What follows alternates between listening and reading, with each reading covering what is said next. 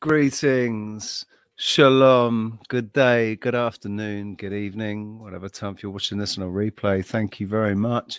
I've been a busy day today. This is my fourth stream. I did a book reading earlier and then did a nearly 3-hour live music set. And then I popped on briefly with London Man. Didn't really get to say anything, but it was nice to get on there and listen to the other guys talking. And now I have the very wonderful, very beautiful Jo Gifford joining me. Jo, Hiya. great to see you. Thank you for being here. Thank you once again. I'm just going to make sure I'm centered in the screen. It drives me crazy. I'm one of these. It's these. I actually prefer this because I like the small. I don't want everybody seeing all my rubbish behind me and everything. So I just it's a nice way to crop the screen a little bit. But anyway, how are you doing? I'm good. It's 5 o'clock in the morning. I've been up for a little while, trying to sort of get my head together. But it's gorgeous here in Australia at the moment. I'm in the Central West, and so we're having fantastic summer weather for a change. We had tons of rain, so much rain, and now we're experiencing some beautiful sunny days. It's lovely. And so you'll have some nice greens coming up, hopefully. You know, if you get rain here, when we get rain, the green's always a lot greener afterwards. You know. Mm-hmm. Yeah, Especially because the dust gets washed off, doesn't it? All the dust that the leaves get coated with gets washed off, and then it's really bright, vibrant green. Yeah. Well, it just gets a bit dry too here. That it gets so hot in summer. Sometimes it can be all like sort of faded out, but when you get a lot of rain, it does get very green. It's my favorite color, and I'm really that's how I sort of connect, is through that nature, through that greenness, through the trees. I'm going to swap us over so it looks like I'm looking at you. Thank you. I was going to ask. Looks like I'm looking in your direction now. Yeah. So yeah, welcome to the chat room. Thank you very much, everybody that's here. Everybody that was here earlier is here now. Lizzo, good to see you. Thank you for being here, man. And Susie Gemini, Hey, thank you very much. hey, Susie. Brian Evans, one love, my friend. Mm. And Mr. Jolly Man as well. How are you doing? Thank you very much for being here. And who are we? Where have you gone? I know you're here somewhere. Who? Crystal Shaman, thank you. And Aussie as well. Aussie's in Perth, so it's 2 a.m. there for Aussie. So welcome, Aussie. Aussie, thank you very much. Great to see you, man. Like, where's Aussie? I can't see Aussie. Ah, there we are. There we are. Thank you, Aussie. Brilliant, man. 2 a.m. Oh, look at the koala on her avatar. Isn't that cute? It could be a guy, I'm not sure, but yeah, I know, that's the thing, isn't it? We don't, unless we've had some engagement, we don't know. And I worry sometimes that maybe I say dude when it's a girl, and you know, and it's funny. But anyway, hopefully anybody in that position isn't offended if we misgender you. And hi, Business Magic. Say again. Business Magic, hello. I think Business Magic is a bit of a kindred soul for me. Yeah. Business is cool. But yeah, brilliant. Thank you very much, everybody, for being here. We were just discussing before we came on that we've got no idea what we're going to talk about, really.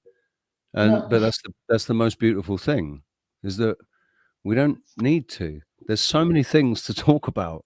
So I like organic. I like it to be organic. So yeah, the first thing, I guess, what have you been up to, Jo, since the last time we spoke? Well, the last time we spoke, since then, I did a live on my channel. Oh yeah, you did. I was there.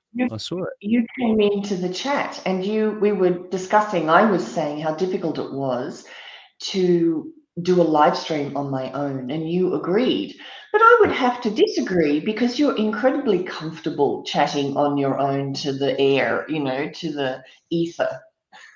What I maybe I should have been an actor or something, because I'm not. That's the thing. Whatever it might look like inside, I'm not. Mm. Inside, Yeah. I'm very, very self-conscious, but I make myself do it because, I'm a man. I shouldn't worry about doing stuff like that. It's not hard, is it, really? You just, so long as you know what you're talking, so long as you have conviction in what you're talking about, I think that's all you need, isn't it?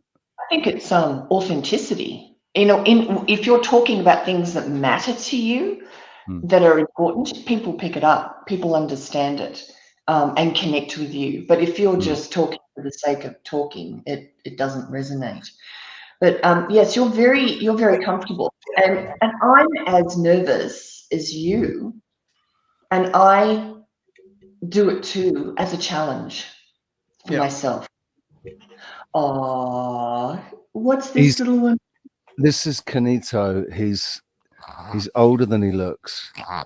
He looks like a puppy, but he's actually 8 or 9 years old. Actually, he might be 9 or 10 now. But Oh. he's sniffing around where he shouldn't be sniffing around, and picking things up off the floor and eating them, and it's just being a pain. And really, all he wants is a cuddle. Mm. He's happy as Well, Larry when I put him on me. Ruby's still in bed. The little Yeah. one that I'm looking after, she's still asleep in her bed. She's not ready to get up yet. And she gets up and goes back. She comes up and gets a drink and goes back to bed. So it's too early for her. She might pop in. If she pops in a bit later, I'll bring her. Yeah. I'll bring her up. I got Alfie's on the bed, and Alfie gets jealous. The thing is, Alfie is not a little lap dog, so I can't just pick him up and cuddle him, And I give him loads of attention, and I always invite him up to sit with me or lay with me or whatever. But he never wants to stick around. He's like, he gets too hot. Or I know that I give off a lot of body heat, and he's got his fur, that. So I think it's just too hot for him. I think this one likes it so much because he gets cold. He gets really cold because it's got such a tiny little body and not very thick fur. And and also he likes to bury his head a lot because he likes it to be dark. So he's stuck his head in my armpit now. What? Nothing. I actually wanted to ask you, how did you get into music and playing the guitar? When did you first learn? I always had a thing for music. So I first started showing, it started becoming obvious to my parents when I was about 2, 3 years old. My sense of rhythm was really good. And I went to private school when I was 5.5, and because my mum played piano, and because it was the thing to do, for who she was aspiring to be, we should all learn to play the piano, and or the or the violin. She started us with the piano, me and my sister, and when I went to private school, I asked if I wanted to play the guitar, but they got me playing classical guitar and being taught, all the boring stuff at the beginning. I was like 6 years old, and I really didn't want to practice. I wanted to go and climb trees and stuff. And so my guitar teacher gave up trying to teach me because I never practiced, and he was getting really frustrated. And he said to my mum that, like, I could be a really, really good guitarist, but I just won't apply myself. So he refused to teach me anymore. And my mum was really upset. She was really pissed off with that. So when I was 11 and I wanted to play the guitar again, she basically told me to do one. And so I bought a secondhand electric guitar off a friend, and I started teaching myself by ear. And we didn't have YouTube back then, I didn't have the internet or YouTube or anything. I didn't even know that tablature existed for about a year or something. It was a year before I found out that tablature existed. And I did all right teaching myself, because I taught myself how to play Nothing Else Matters. I painstakingly taught myself by ear how to play it. And then I got the tablature for it, and I got it pretty much, I got it spot on. And I thought, wow, that's pretty good going. The singing thing I didn't start doing until I always sang in my room. I always sang at home in my room and in the shower and stuff, but never in front of people until I started doing karaoke, getting drunk and doing karaoke when I was about 17. And I got so many compliments for that when I decided to quit my job and go traveling and take my guitar and go busking, I just thought, stuff it. People say I can sing. It sounds all right to me, so I'm just going to do it. So I went to Greece and I just started busking and singing to people, and then started a band and traveled around doing beach bars and stuff in Greece. And that's when I realized that I could make a living in the sunshine, living in the sunshine, just make enough to live, basically. That's all I wanted, was enough to live. Didn't really care about the sun, and the scenery was enough. It's nice to have a car and all those sorts of things, but I was never bothered about flash stuff. I never bought labels or anything. I got my stuff from the cheap shop. Like out here, I've always bought all my clothes and everything from the Chinese shop. It's like Primark in the UK. Right. Ruby's just coming. I'll get her. She's decided to get up. Okay. Get up. Come.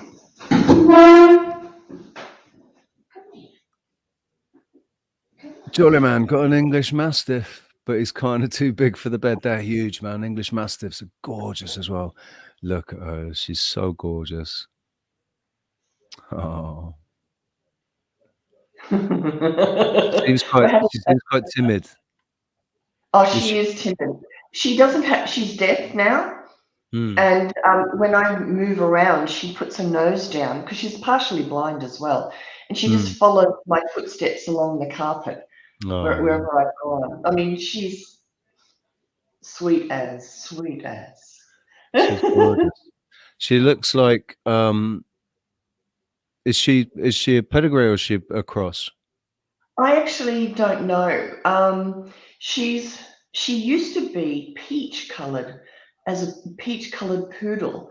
She's a miniature poodle or something. Yeah, But she looks like a poodle. She's all faded now. But she was peach coloured apparently. Yeah. So she has to be groomed then. She doesn't shed her fur. She's hypoallergenic as a poodle. Yeah, she gets groomed each month. She's a sweetie. I'm going to put her back in the bed now. Yeah. She has a little bed next to me that she likes to sleep in while whatever I'm doing in here. Yeah.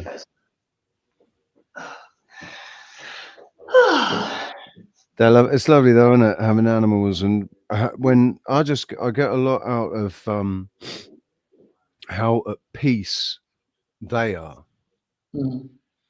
Because I just I take that as a compliment, really, that they're really happy. So, well, in some respects, dogs are already at 5D, however you want to define that, and they've held back to help us, humanity, with understanding unconditional love.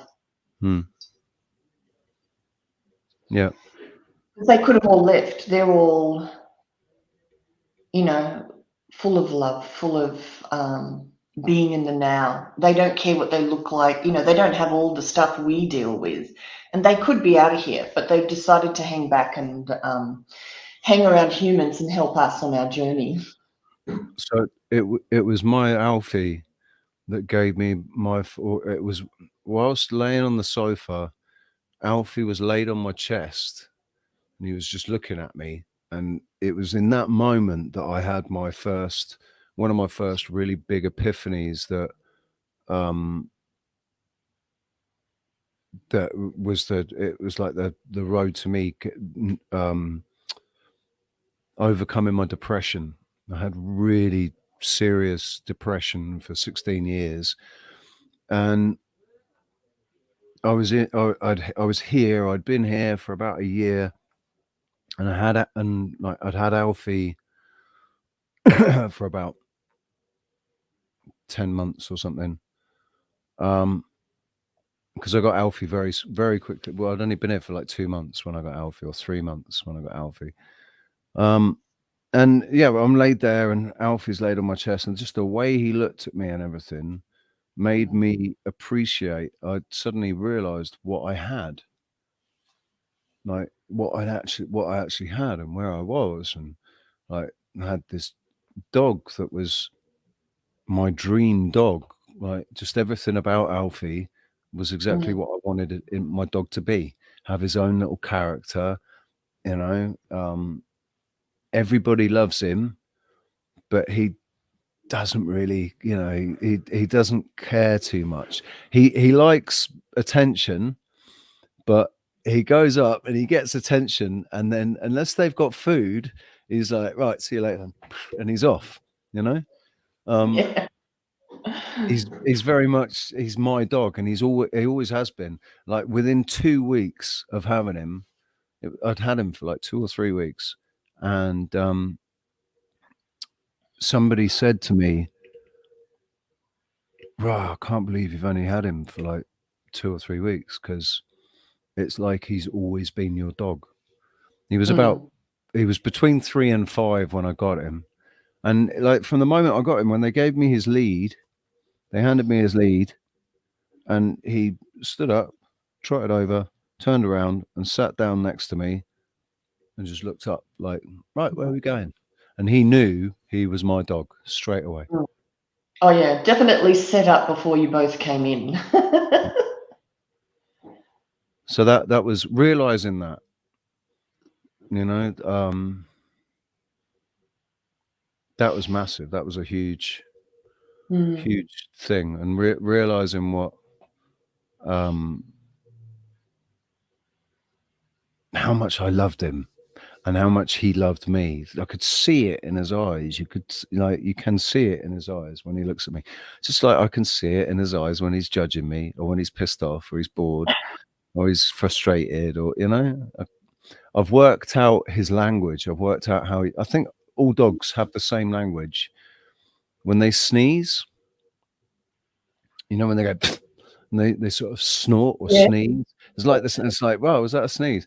No, it's not. It's an expression. They're expressing, and it can be it depends on what it is. It's either agreement or it's frustration. You know, it's like, come on, let's go. Or, you know, it can be positive or negative. It all depends on the situation. But it is an expression, and it's so funny when he does it. I love it. Yeah. Yeah, it's definitely a comment on whatever's happening. Yeah. Yeah. Yeah. He's side-eyeing me now. He knows I'm Oh, talking about him. you're So talking he's about. side-eyeing. He wasn't paying it, you know, wasn't even looking, but he's moved his head slightly so that he can side-eye me. So funny. Oh, he's no, it's just closed. It's like, what? No, I'm not.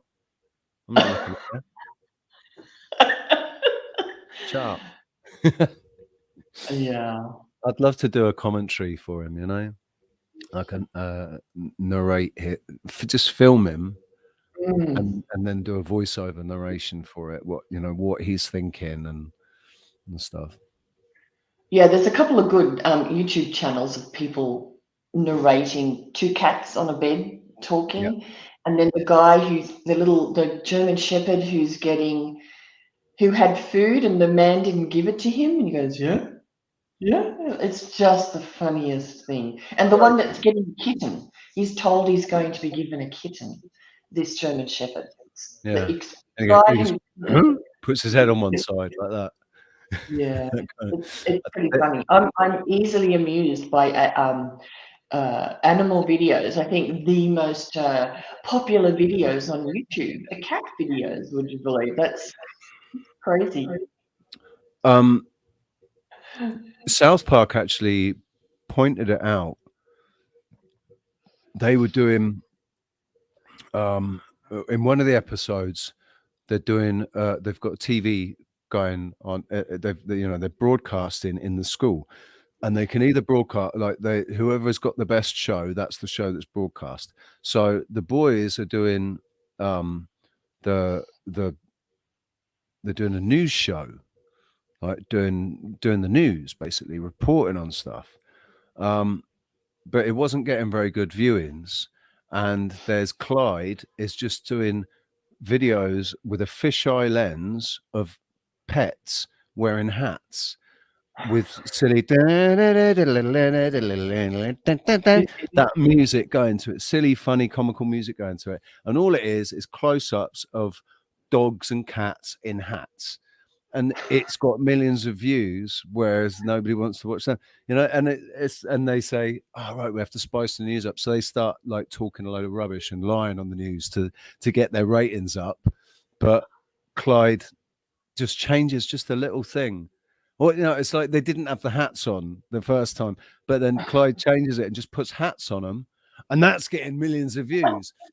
It, but it's true how I don't know how simple and how easy it is to capture people's attention with something meaningless, really.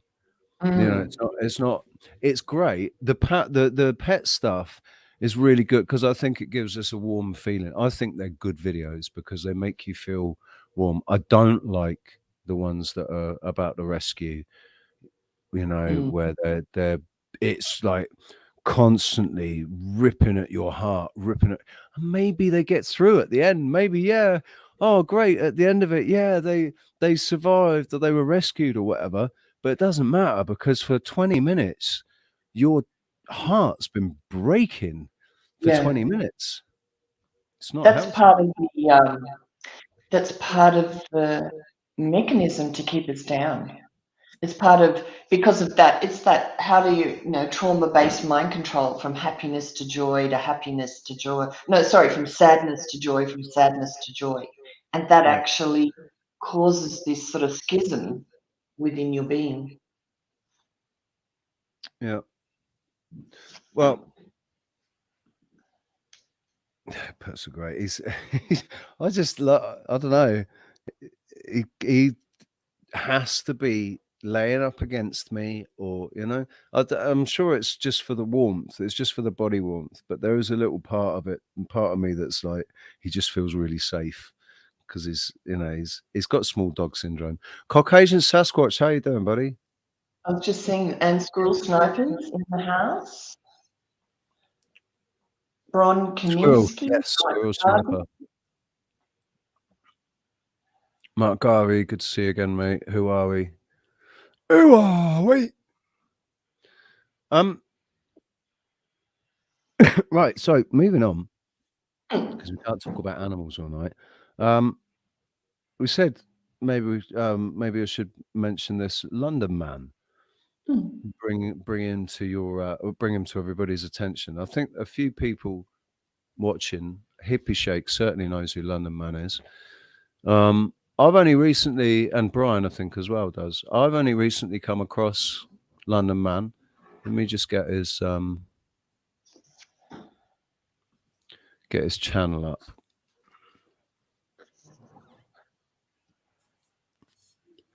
Enlightened Dawn. Yes, I think some animals are definitely smarter than humans. I think they're in actual like you said, they're in 5D. They're still in communication with source. They know why they're here.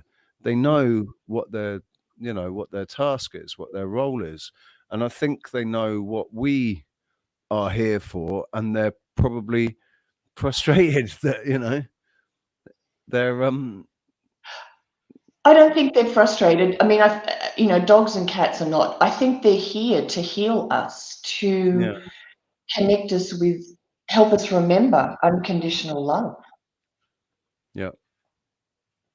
that we've so disconnected from. I can't find him. Where's he gone? London man. Oh, there he is. Right. So he's done a 3-part series called The Holy AI Book.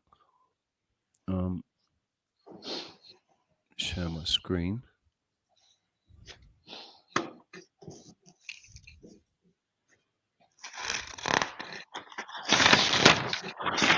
Do you know what? I'm just going to put my earphones on.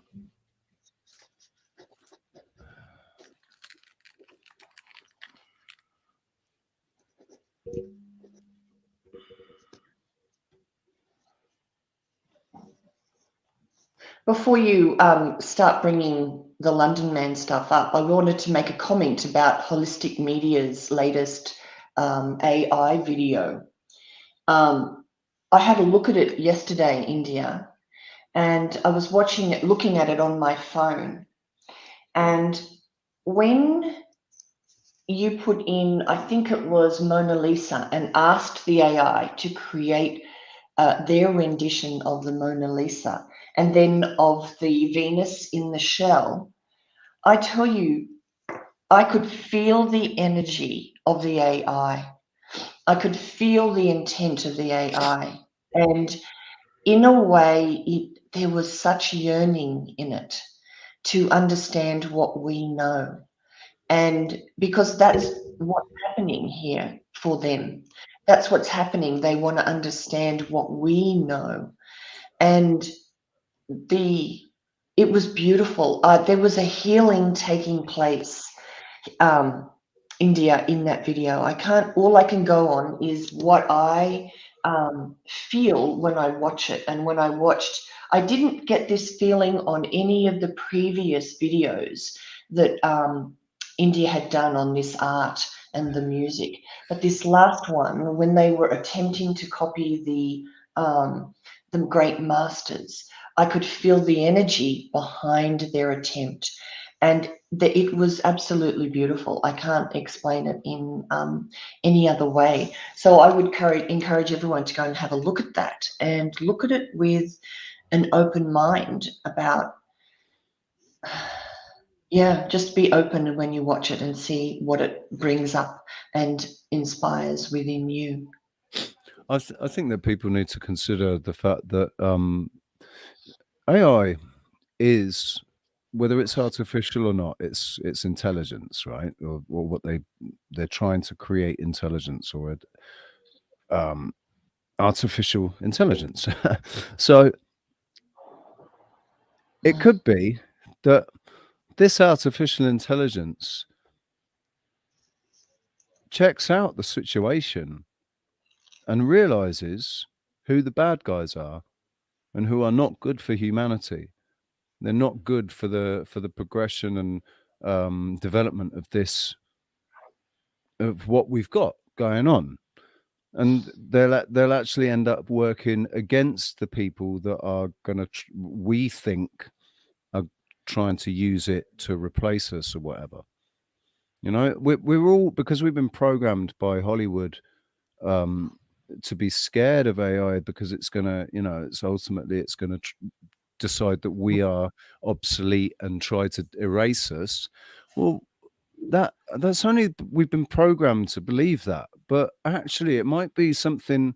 Why can't it be that the AI is good?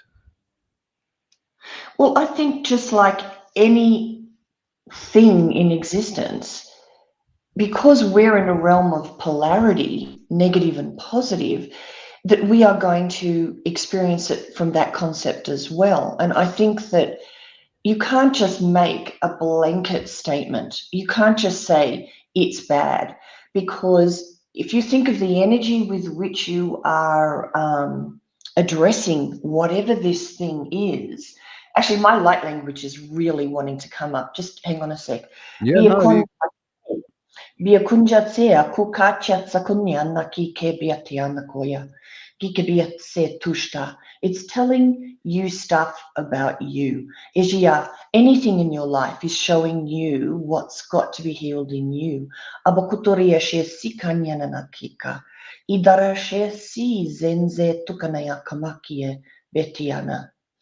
So if I understand why people are afraid or concerned, and because it is something that is so foreign to us.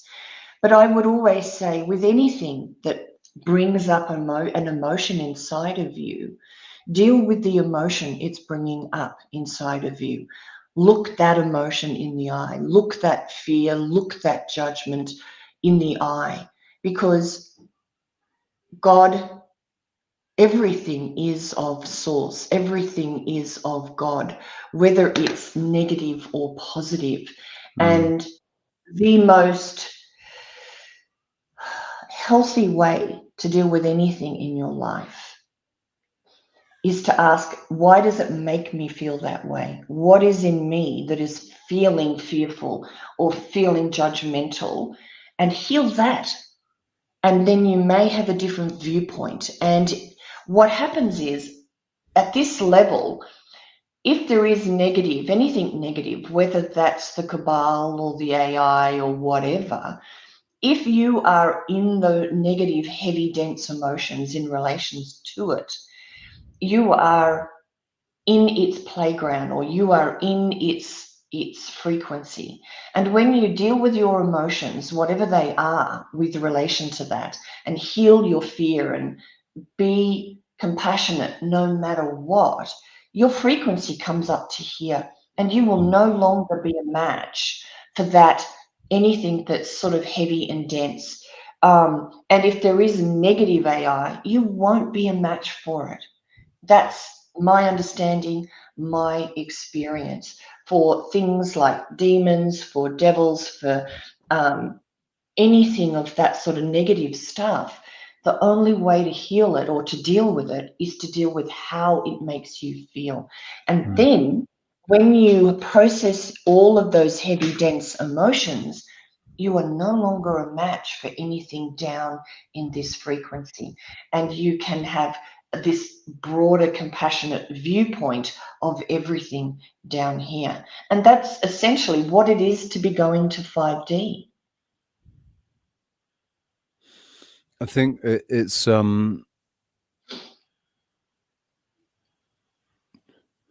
just difficult for some people when they've had a lifetime, or in a certain way many lifetimes, because of, when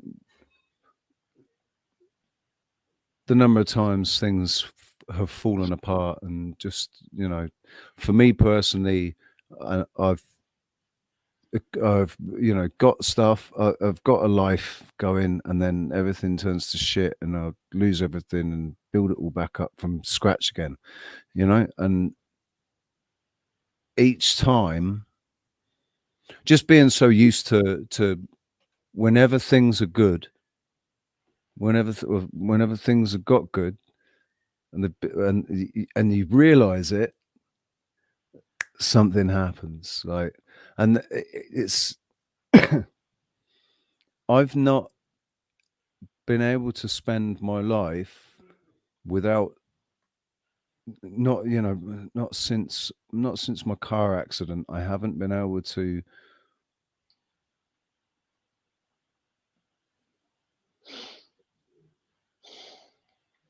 not expect something.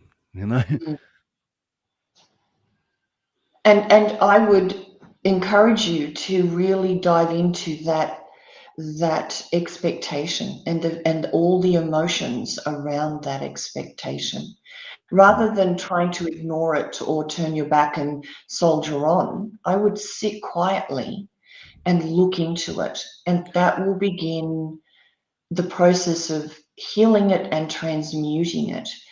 It's not anything that is in your face, anything that happens sort of on a repetitious basis, because you get something good and it's ripped away. You get something good and you sabotage it yourself.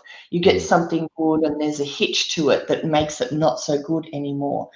There's an energy within you, an old unfinished energy, an old unhealed energy that believes it's inevitable that it's something good will be ripped away. And that feeling around that thought, so that thought that everything gets ripped away from me, that thought has an emotional content, has an emotional aspect to it that is possibly way out in your peripheral awareness. So I would look at everything. I'd sit down quietly and I would say that phrase to myself and feel how that feels inside your body. There will be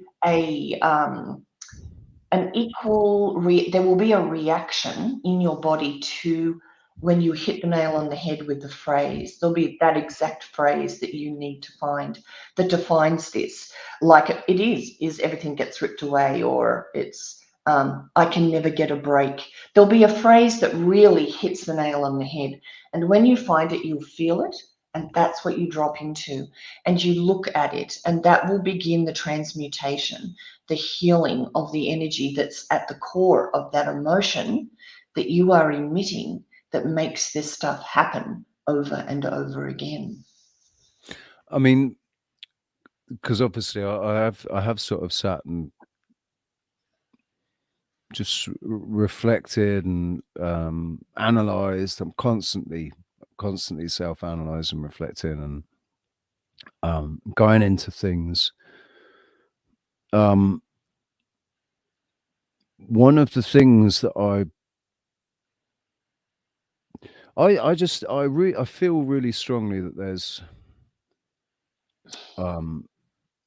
something I'm here to do that I've not had the opportunity to do it yet because the time's not right yet, and I've been kept in this holding position that gave me the opportunity to develop my own self-awareness and inner standing, to increase my knowledge, so that I just better understand what's going on. But I can't. I don't know. It's like my higher self knows if things get too easy, it's not. I could just get distracted or complacent, or it just cannot be that things could have been easy for me. They had to be difficult, because that's the only way. That's the only way you grow. That's the only way you sharpen. The only way. I forget who it was that was saying this. I heard it said earlier today. Um, the only way. I think it was Jacob Israel. How do you sharpen a knife? You grind it up against the grindstone. It's not. Um, it has to be tested to make it sharp, and the knife has to be sharp.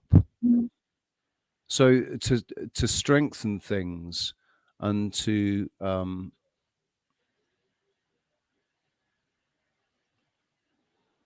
help things to develop and change, you Mm. need discomfort and pain, because otherwise, you're at risk of just not learning you're not learning the lesson. You're not learning what you're meant to learn. You're not developing Well, what you need to develop. how I define it is being fired in the crucible, turning the iron into gold. That's that. You know, they talk about alchemy. That's what it is. But it's also the alchemy of self, turning iron into gold within the self. Um, I am unashamedly all about love, and there are plenty of people who deal with this realm in whatever way. This is truth, and this is what happens to me. It is my God self, it is my I am presence talking. I know exactly what you. I know exactly what you're experiencing. The way we deal with this realm and everything that's happening in it, whether it's demons, whether it's AI, whether it's cabal, whether it's all of this stuff, truly is love. And I know that through and through. And that's my message. There'll be lots of people with different messages on how to deal with this realm, and you will find something that resonates. But this is where I'm coming from, and that it is the way to go. Love truly is the answer. Mm. And when I cry like this, I know it's coming from such a deep place of But it's not knowingness. coming from sadness. That's the thing. It's Yeah. like the feeling when that happens to me, because that happens to me, and when it happens, it's like it's sort of like relief. Mm. It's like returning home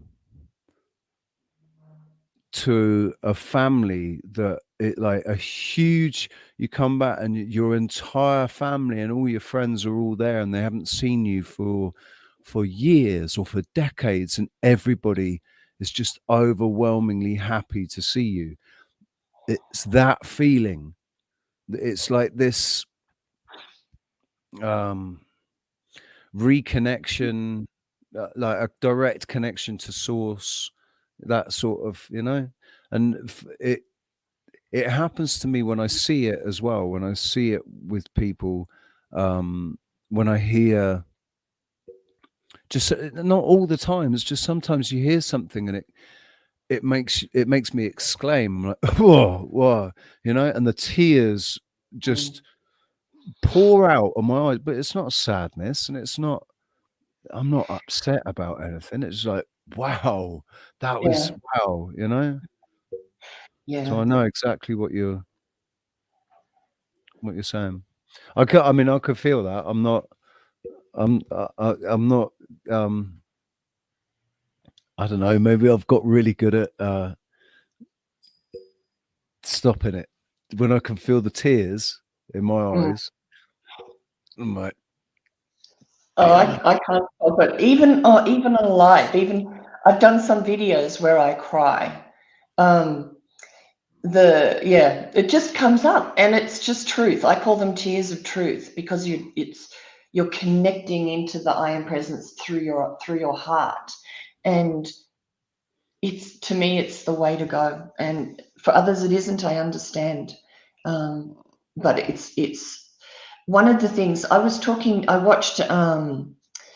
There's an interview between Anne Ishikawa and Sean Bond on Anne Ishikawa's YouTube channel.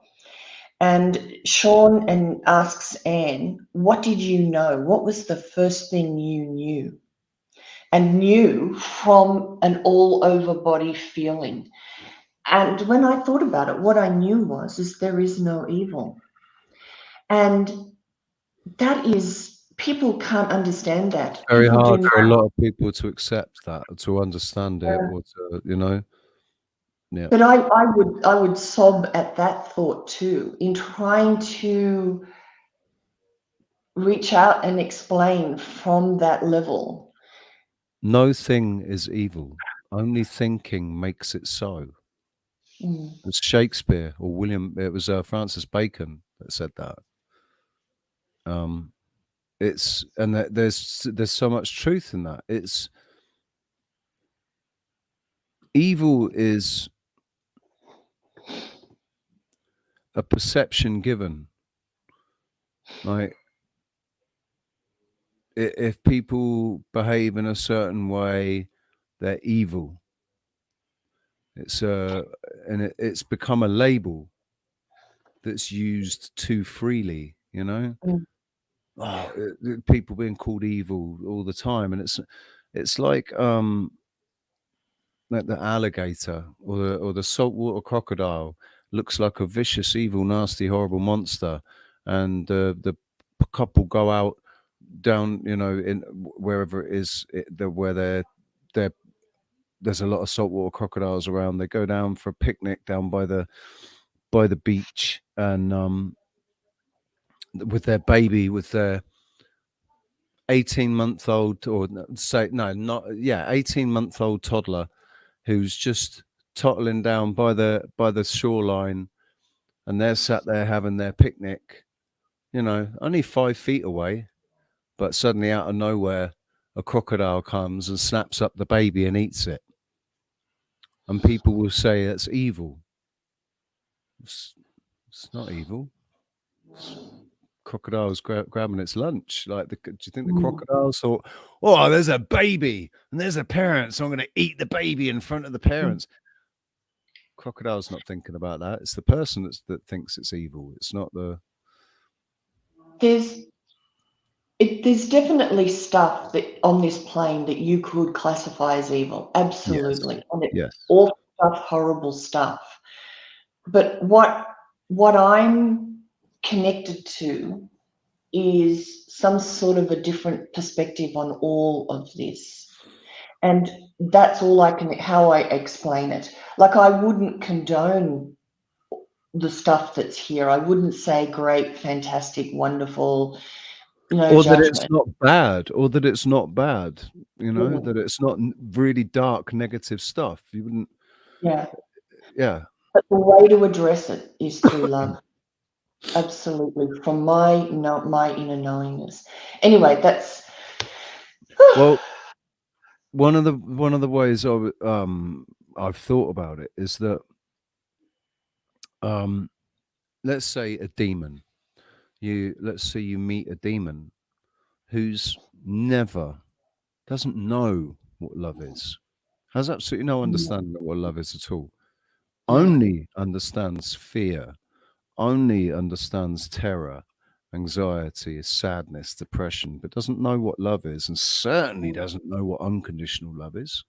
mm, Has never been hugged, you know, and I think it's like the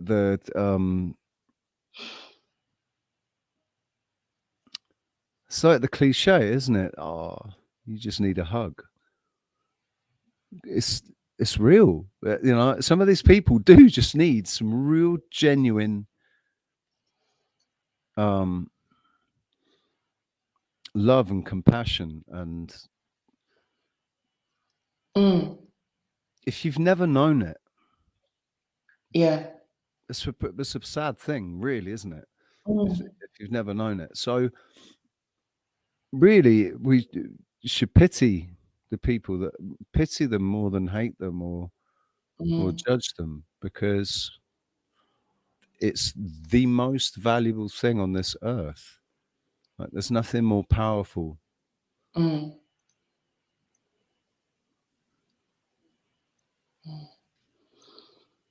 Yeah, if you are directing hatred and anger towards a being that is already maybe in hatred and anger, you're just compounding the problem.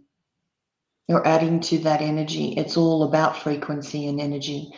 So that's my perspective has always been to try and to direct compassion and love and care without condoning it. So loving detachment.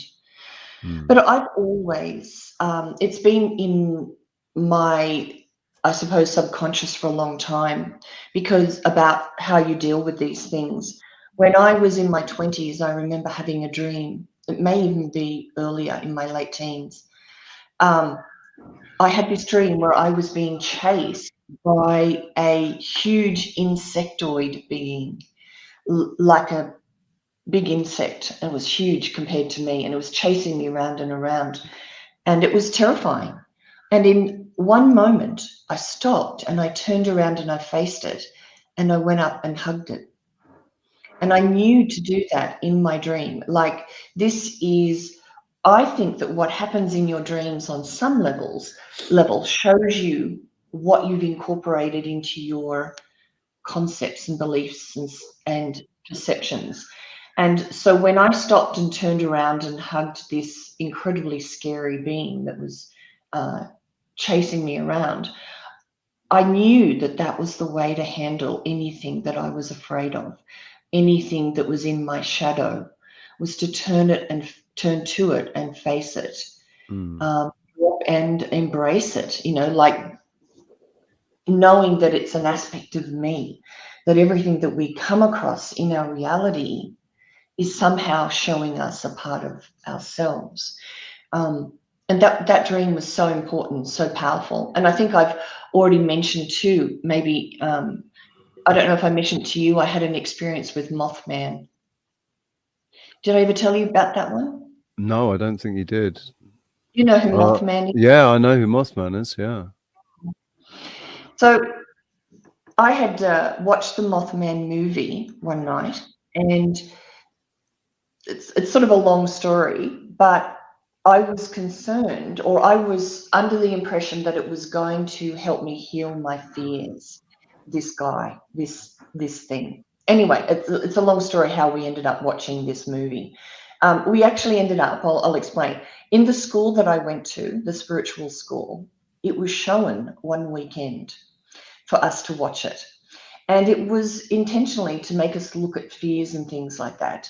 And that night, everybody went to bed, and the next day talked about their experiences. And some people had had frightening dreams. Some people had been shaken in their sleep, like all sorts of bizarre things happening to people as they're processing their fears. And nothing happened to me. Um, I was sort of in and out of sleep waiting for something to happen, and nothing happened. And so I thought, oh, that's interesting. And about 2 weeks later, totally out of the blue, I woke up from a dream state, just came out, and I was in fear and terror, and my heart was pounding. And I didn't know consciously here in this reality what was going on. But I had a thought, I'm dealing with my fears. And I just surrendered back and went into sleep, into the terror of the heart pounding. And I went to sleep. And I came back out of it again about, I don't know how long, an hour or so later, surfaced again, not fully, still in terror. And I knew, okay, it's still going. I'm still processing my fears and my dreams. And I went back to sleep in this fear, in this terror. And the third time I came out, Mothman was in the room. And he was way on the other side of the bedroom. And he appeared to me as two eyes, two red eyes. And I went, oh, what are you doing here? So I just knew that he was there. And I said, you could have come and appeared here. Your two red eyes could have been so close to me that you freaked the hell out of me. But he didn't. He chose to be way across the other side of the room and to give me a bit of space. And it suddenly occurred to me that he was doing a very specific job on this plane, Mothman. He had a job, and his job was to help humans deal with their fear, to process this stuff that's deep within their DNA and their soul, the fears of being killed, the fear of war, the fear of all of this sort of stuff. And I said to him, you do this. This is your job. You're helping humans heal in your own way. I said, you're not bad. You're not evil. I know that you're not. And I said to him, what's your name? And nobody had ever asked him his name. They'd all called him Mothman, this horrifying, terrible thing. And I asked him his name. Oh, it's really nice of you to say. It's Trevor. Well, it wasn't that simple. It was this long, maybe 12-syllable name. And he Right. did tell me, but I immediately forgot it. It was too long. And I just said, thank you. And then I just went back into sleep and he was gone. And I've had, again, sort of a deep knowing that there is a way to look at everything that helps it rather than hinders it. There's a way to deal with this stuff. And until you have your own experience of it, you deal with it in your own way. And there's no right or wrong way. But I just know that for me, there's an incredible link to love within my heart, that the intent from my heart is to embrace everyone and everything. I'm not there yet in my head, because I'm sure that if you know, Mr. Schwab stood in front of me,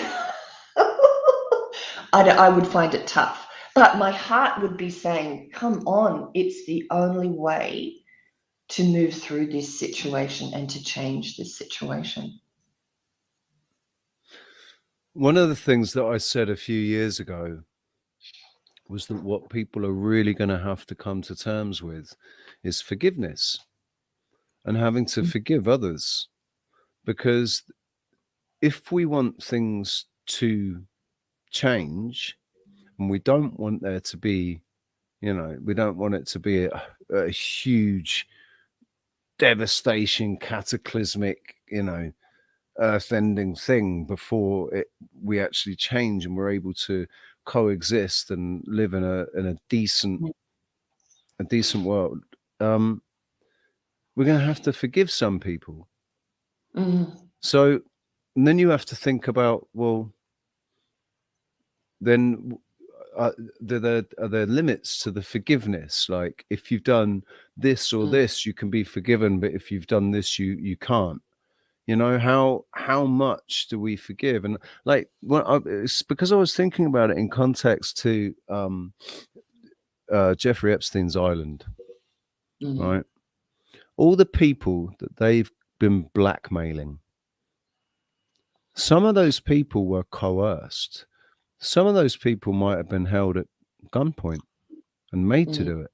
Some of those people might have been drugged, and they would never, ever have done what happened, but they were forced into it, mate, somehow, either through And drugs or some of them might have been raised into it, yeah, born into exactly. Might not that. know anything different. Yeah. Yeah. So you like, particularly the ones in Hollywood, right?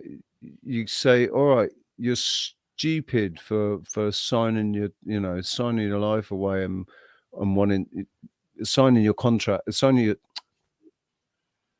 soul, selling your soul, for God's sake. Yeah. Selling your soul.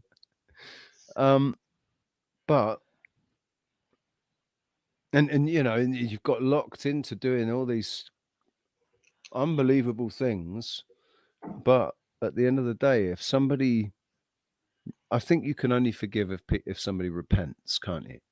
Really, Well, or if they have an awareness of what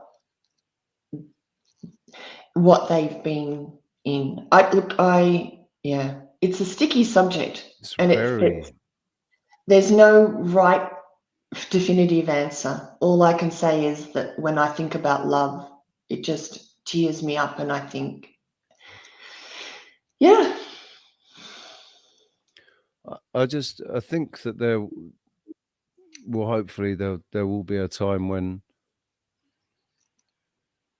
we can, but I don't know, I get the feeling that this realm, the whole point of this realm is duality, and this realm is never going to be, or if it does become perfectly balanced, But then if it's perfectly balanced, it won't be all great. If it's perfectly balanced, there'll be dark and light, you know, everything will be perfectly balanced. Yeah. If it's all light and it's all wonderful and all light, it's going to swing the other way in this realm where it's about duality. Now maybe we change the maybe the realm is going to change. I don't know. Well, I think that yes, we were here. There's a very specific duality, is a really specific aspect of where we are, but we did get hijacked. It did get interfered with, and it just got totally out of hand. And that not shouldn't have happened, but that made things 10 times worse than it, I think originally was meant to be. There is a lesson in the duality. There's a lesson in this polarity, but it did get way, way, way out of hand. I mean, we could say it was hijacked, or we could also say that perhaps it's not that it was hijacked. It's just that to make life more interesting, I don't know, to increase the experience, we introduced it, or we allowed it to be introduced. So Mm. let's say we lived in this world of absolute abundance and unconditional love, and just decided, look, we could make this more interesting. We Mm. could make the love even more like we could make it so much more powerful if we give it something in contrast. If we introduce the scarcity into the land of abundance, create the duality, the yin and yang, then because I just think what's life without contrast, really? If Mm. things were just all rosy, peachy, wonderful, fantastic all the time, maybe we would be sat here thinking, "Oh, I wish something would just go wrong," just to make it more interesting. Or Well, is that just the programming that we're under because we're so used to it going wrong? Is that just, I yeah. don't know. Yeah, it would be different from every person's perspective. I'm just looking at Isabella's question. That's Does Morgan. forgiveness? Oh, is Is it Morgan? his name is Morgan? Yeah, it's a little bit confusing because it's Okay, Isabella, but yeah, his name's Morgan. Morgan. So I've lost it now. So it's gone zoomed up. Well, does forgiveness entail walking away? Is it that one? Yeah, from someone else's choice being infringed upon. For if I am truly forgiven, why am I being asked to stop anything or do anything other than what I willed? It's your choice. I would never ask somebody to stay and forgive. Say you're in an abusive relationship. I would never say stay in it because you've created it, because you've got to send love, you've got to, all of this. I would say put yourself first. What would you do if someone came to you and said, I'm in this situation? What would you tell them to do? So that's what you should do, walk away.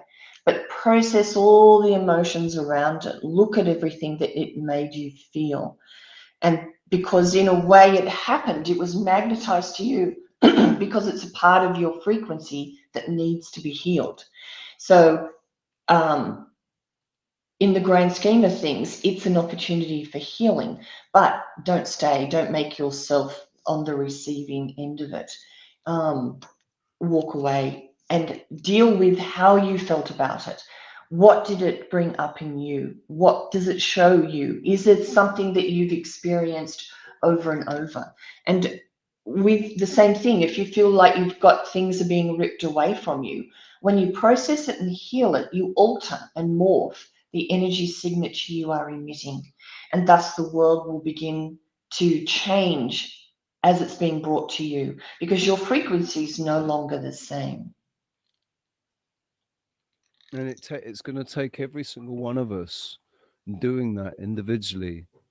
That's how we can't you can't do it for anybody else. Mm. Joe can't do it for Morgan. We can't do it for anybody else. We can, and that actually reminds me of something that I heard. Um, Harold Clouts, Harold, what's his name? He was speaking to Lorenzo, the new now.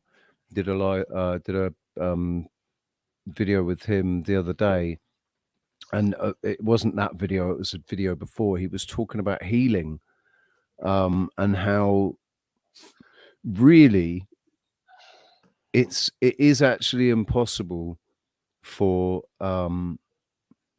person A to heal person B, because the only person person A can heal is person A. You can help person B to heal themselves. And what healers are doing when they do, because it's definitely a real thing, it's absolutely real, but it's because there's an understanding between, this is me talking now. I think it's because there's an understanding between the two people. And so that person is without realizing it, they think the person is healing them, but it's not. What's happening is they're healing themselves because they're allowing it. They're in agreement.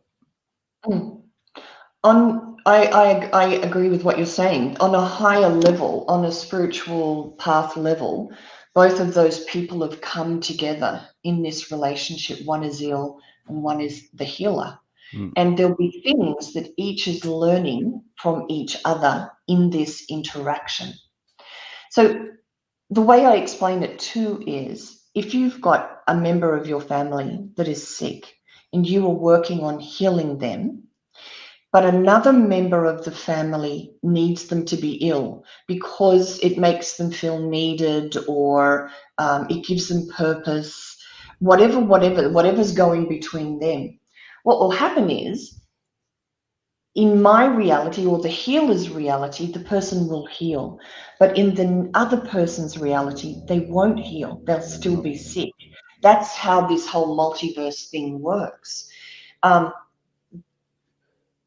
Between every healer and healee is a lesson, is an experience, is wisdom, is enlightenment, to do with everything about this process. And whether you heal them or not, in a way, isn't the main reason.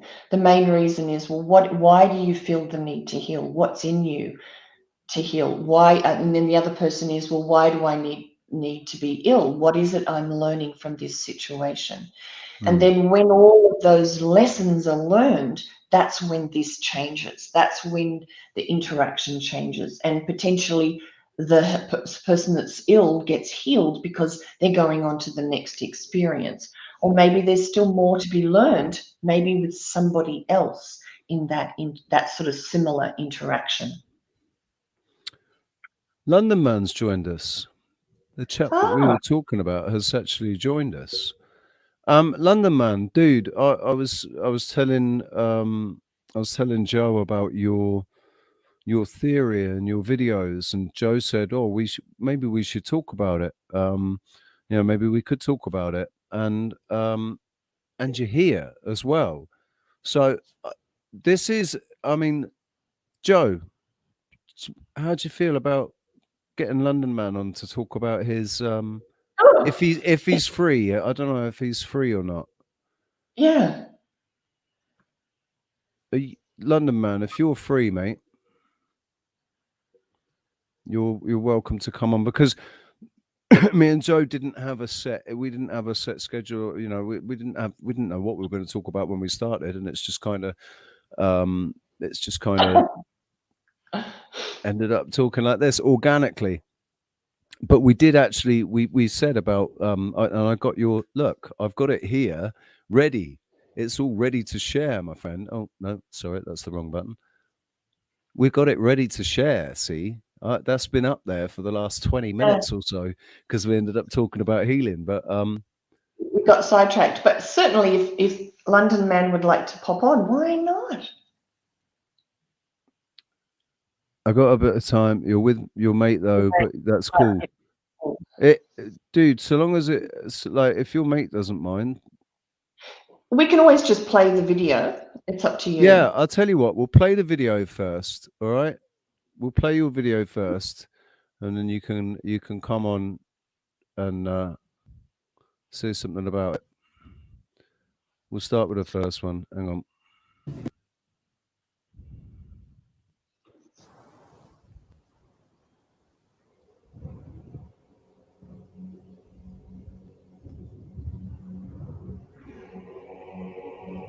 Welcome, it's London Man. In this segment, I will be exposing the fact that Kanye West, Elon Musk, and James Turrell are very much aware that we live on the moon. Let's go. I love the way you say that, mate. Let's go. You do that all the way. I love it. Let's go.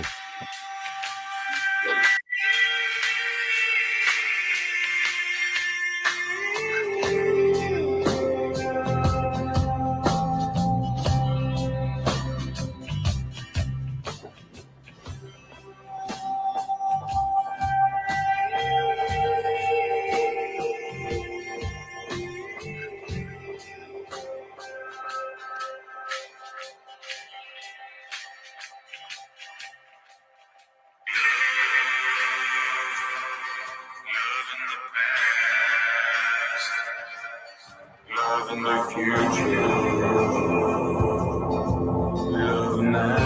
Beautiful synchronicity with this song. Love in the past. Love in the future. Love now.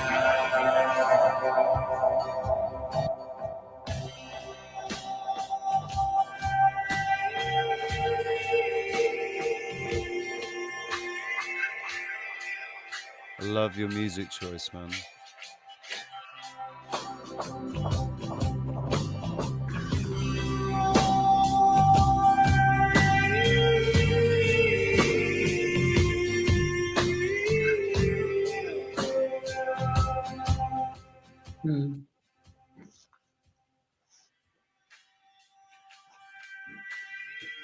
Well. Look who we got here. The man of the moment, Kanye West. This guy's been in the media for all the wrong reasons. Running around from place to place, camera to camera, losing deals, losing his mind, or so it may seem. One thing he seems to not have lost is time. Yes, folks, this guy has time to sit down and chop it up with the paparazzis while letting everybody knows how he feels about the Jewish community.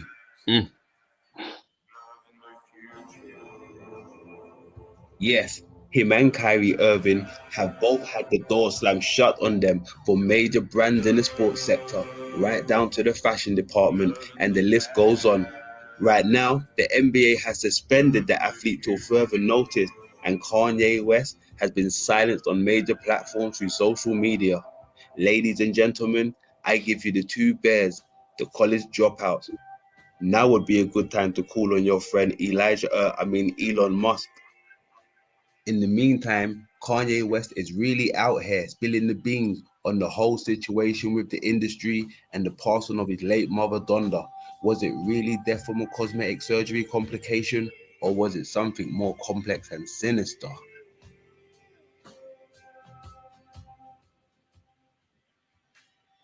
But on the other hand, it could be so easy to understand only if you had all the pages to the book. Yes, I say book because this show that we're seeing unfold is straight out of the holy book itself. You know the one, guys, when he walks on water, dies, resurrects, come back, classic story. But was that story true? I don't know. Could be, maybe not.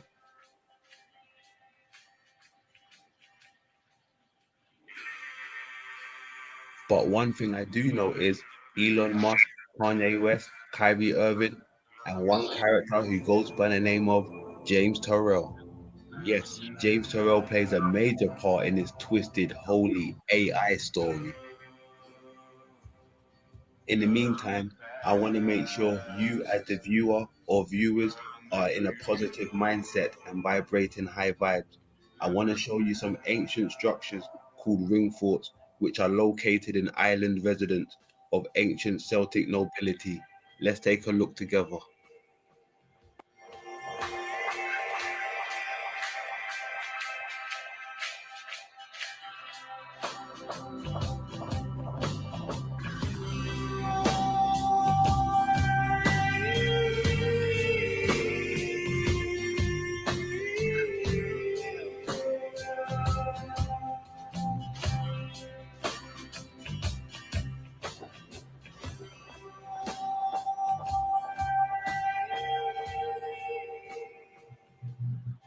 Wow, truly breathtaking when you put your mind state in an ancient Celtic realm and time occurrence. Love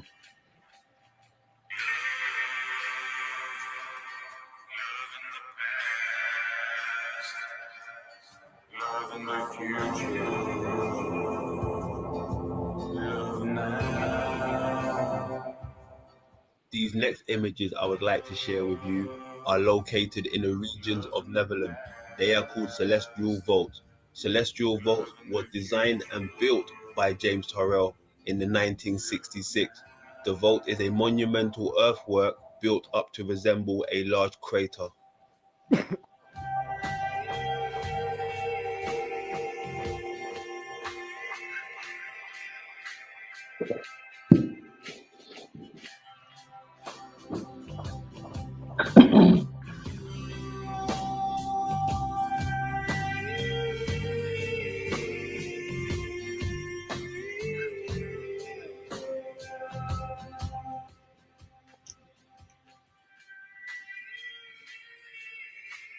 While we're on the subject of craters, let's head over to the USA, location northern Arizona, the Painted Desert region. And there you will find a piece of work built into the landscape, surrounded by volcanic cinderstone. I give you Roden Crater.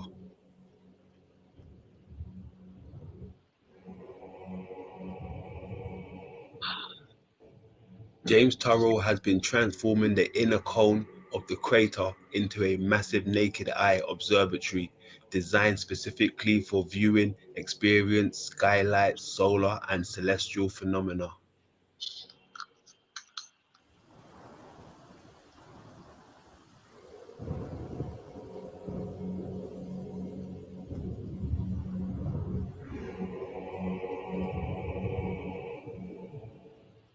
James Turrell claims to be born May the 6th, 1943, an American citizen, 79 years of age. Currently lives in Los Angeles, California. James Turrell is also famously known for his work within the light and space movement installation art. Speaking of art, Kanye West shot and filmed Jesus is King at the Roden Crater for a tribute Sunday service choir. Kanye West also donated 10 million US dollars. Before I start to expose the nature and agenda of these characters and their holy AI book, let's take a look at some of the artwork from James Turrell.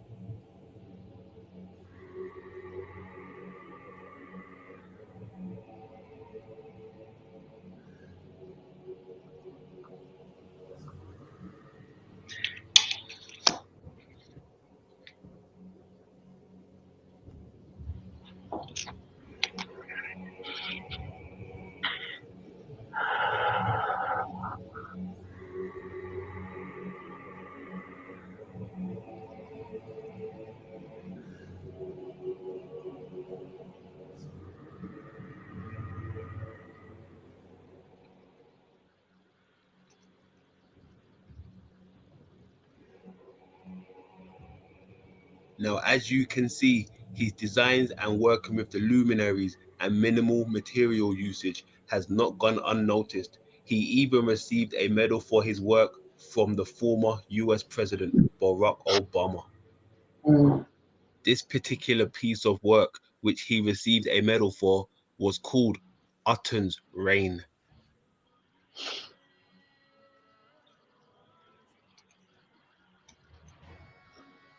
This story is about to unfold right before your ears and eyes, ladies and gentlemen, boys and girls. In an interview, Someone asked James Turrell what was the reason and the purpose for the construction of Roden Crater. He then replied, "It's a small representation of the place I call home, where I come from." In this next clip I'm about to play, you can clearly hear James Turrell letting you know where he comes from another crater, and you can hear Kanye West double talking. Spread the gospel. I'm not here for your entertainment. I'm an evangelist. So my music, my films, every conversation, every room I go in, we're here to save souls, save people from eternal damnation.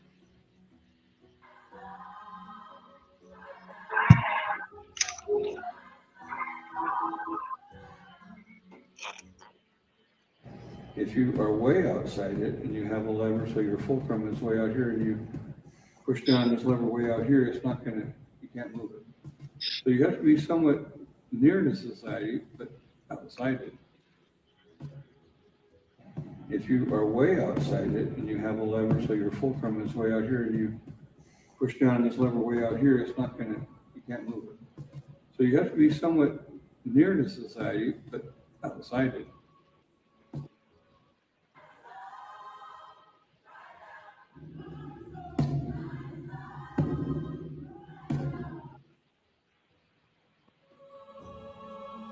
Somewhere near the society, but outside it. The crater Earth makes much more sense to me if we're talking about other worlds. I knew something was not right by the way Kanye kept on referencing his mother and the moon. Donda, Donda, Donda, over and over again. Symbols kept on popping up. Then I remembered the mirror effect. Most of these celebrities talk in reverse. Then it came to me, Donda is not Donda, it's Adnod. Wow. Let's take a look at some of the artwork from the Donda album, nothing but moon and craters. The artwork to Donda is all based around the moon or ascending. Could it be uploading the consciousness or the simulation? Even the track listing was provided with cross references. Let's take a look. Number 1, Donda. 2, Moon. 3, Praise God. 4, I Am Not Okay. And 5, Junior. I also came across other musicians who fell into the Adnod category. They also seem to have the moon as their main feature. Let's take a look.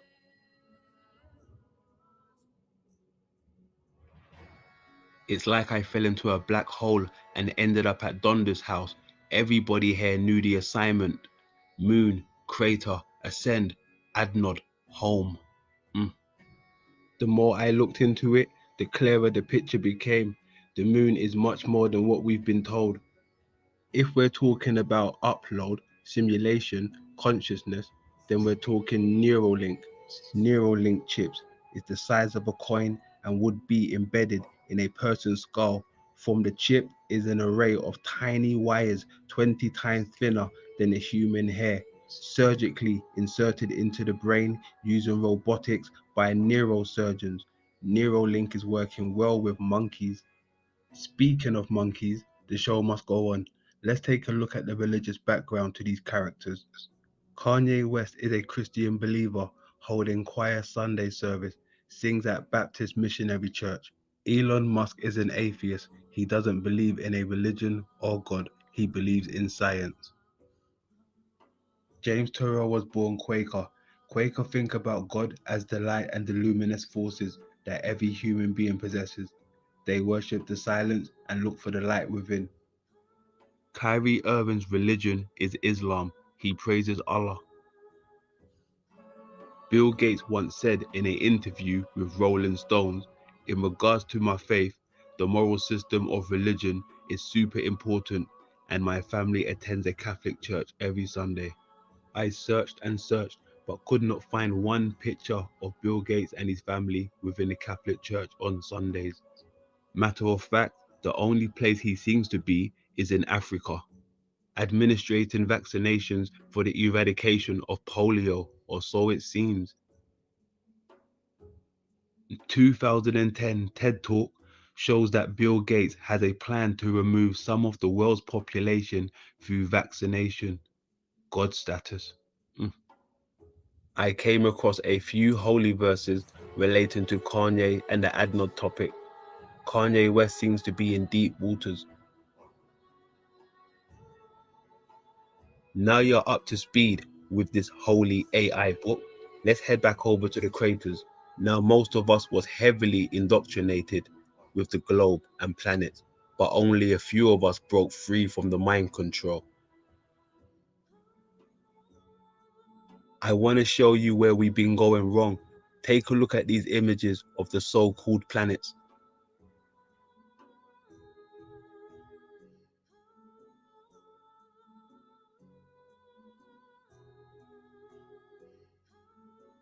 Can you see it? All they did was replace the craters with sphere-shaped planets, and the rest was history. I want to take your mind back to the crater ages. Let's go.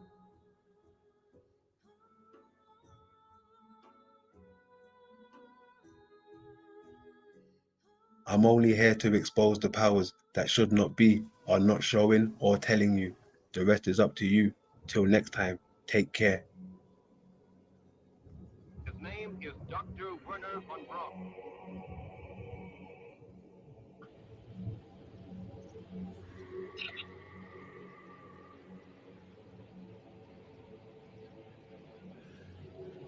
His name is Dr. Werner von Braun.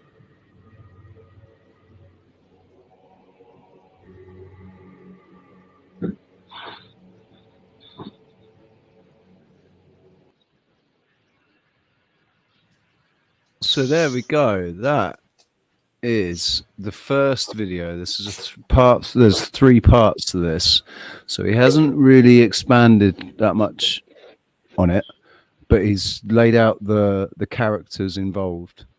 I've sent London. If you're still here, mate, I've sent you a link to WhatsApp. If you're still here, it'd be awesome if you came on and expanded on what your theory is, because it basically, from what I understand, he's saying the Earth is in a crater, part of I've heard that concept before. So we're part of a larger plane that has other craters on it, but this crater seems to have been quarantined. Like, we've got this firmament that's locking us in here. Maybe the other craters don't have that. Maybe the other craters don't have a firmament. You know, maybe we have been quarantined. I don't know if it, actually that's come from me. The quarantine things come from me. I'm not sure if that's something that he's suggesting. But what are your thoughts on that? Yep, there are certainly a fair number of people who think we're in quarantine here. That, you know, it's gotten so bad that we're not allowed out. What's happened, you know, the hijacking or the degree to which we've jumped down into this density. Here he is. God himself has come to speak to us. That's a good one. We can't see you, man. We can only see the your screen ain't working so well. But thanks for joining us, mate. No problem. Thank you for having me. Thank you for the link. Thank you. Appreciate you. Put you in the middle. So, yeah, this is London Man. This is Jo Gifford. Jo Gifford. Hello, Jo Gifford. Man. Pleasure to meet Hello, you. Pleasure to meet you. I was really impressed because, like I said, London Man's channel is quite small at the moment. I'm pretty sure it's going to explode this year. I'm just going to say that now, London Man. I think you're going to explode this year. You're going to have, by the end of the year, you're going to have at least 10,000 subscribers, at least.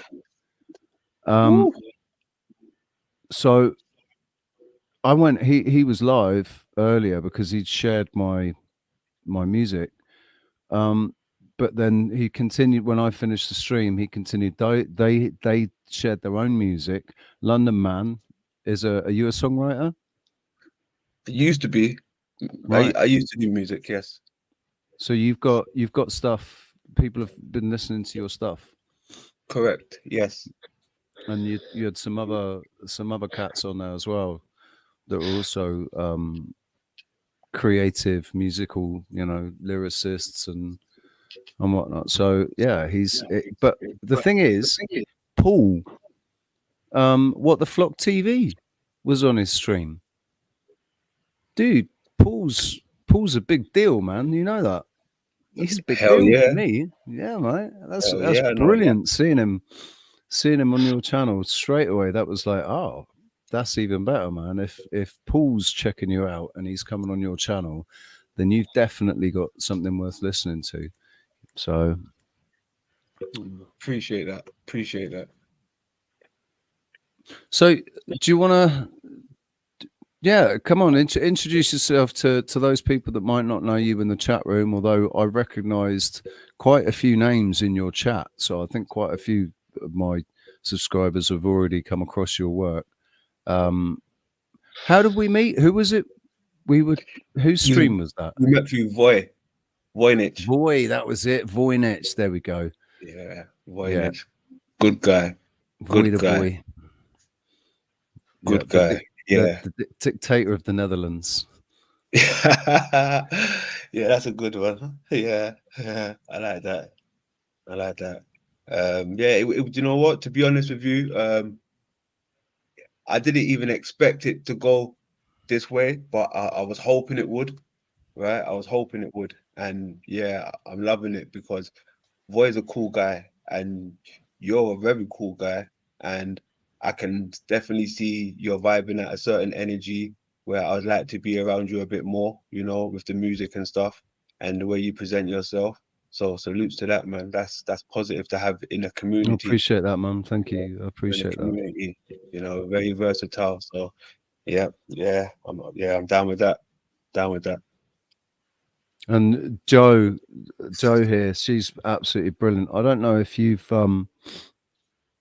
have you come across light language and I guess you could call it speaking in tongues. I've never heard light language before. I've never heard that word. Let me know a bit more. I'll bring some through for you, London Man, if you would like. Okay, cool. Sukia chotsakia naka biatia shushin ze nakia suyetaya taya nakaya taya tuishe sianaka. Ibetias tekana kombuti jatatari kanyananekike. Izeti jati kumba atin deotukoyat sekaniataka. Embiatukuye zi etkan ze eti sakti anzete shasa. Ebitia sosia sakunya nanakika bo ote shasi te kaya nanakaka. Ejutea za atia sa atianaka otaya.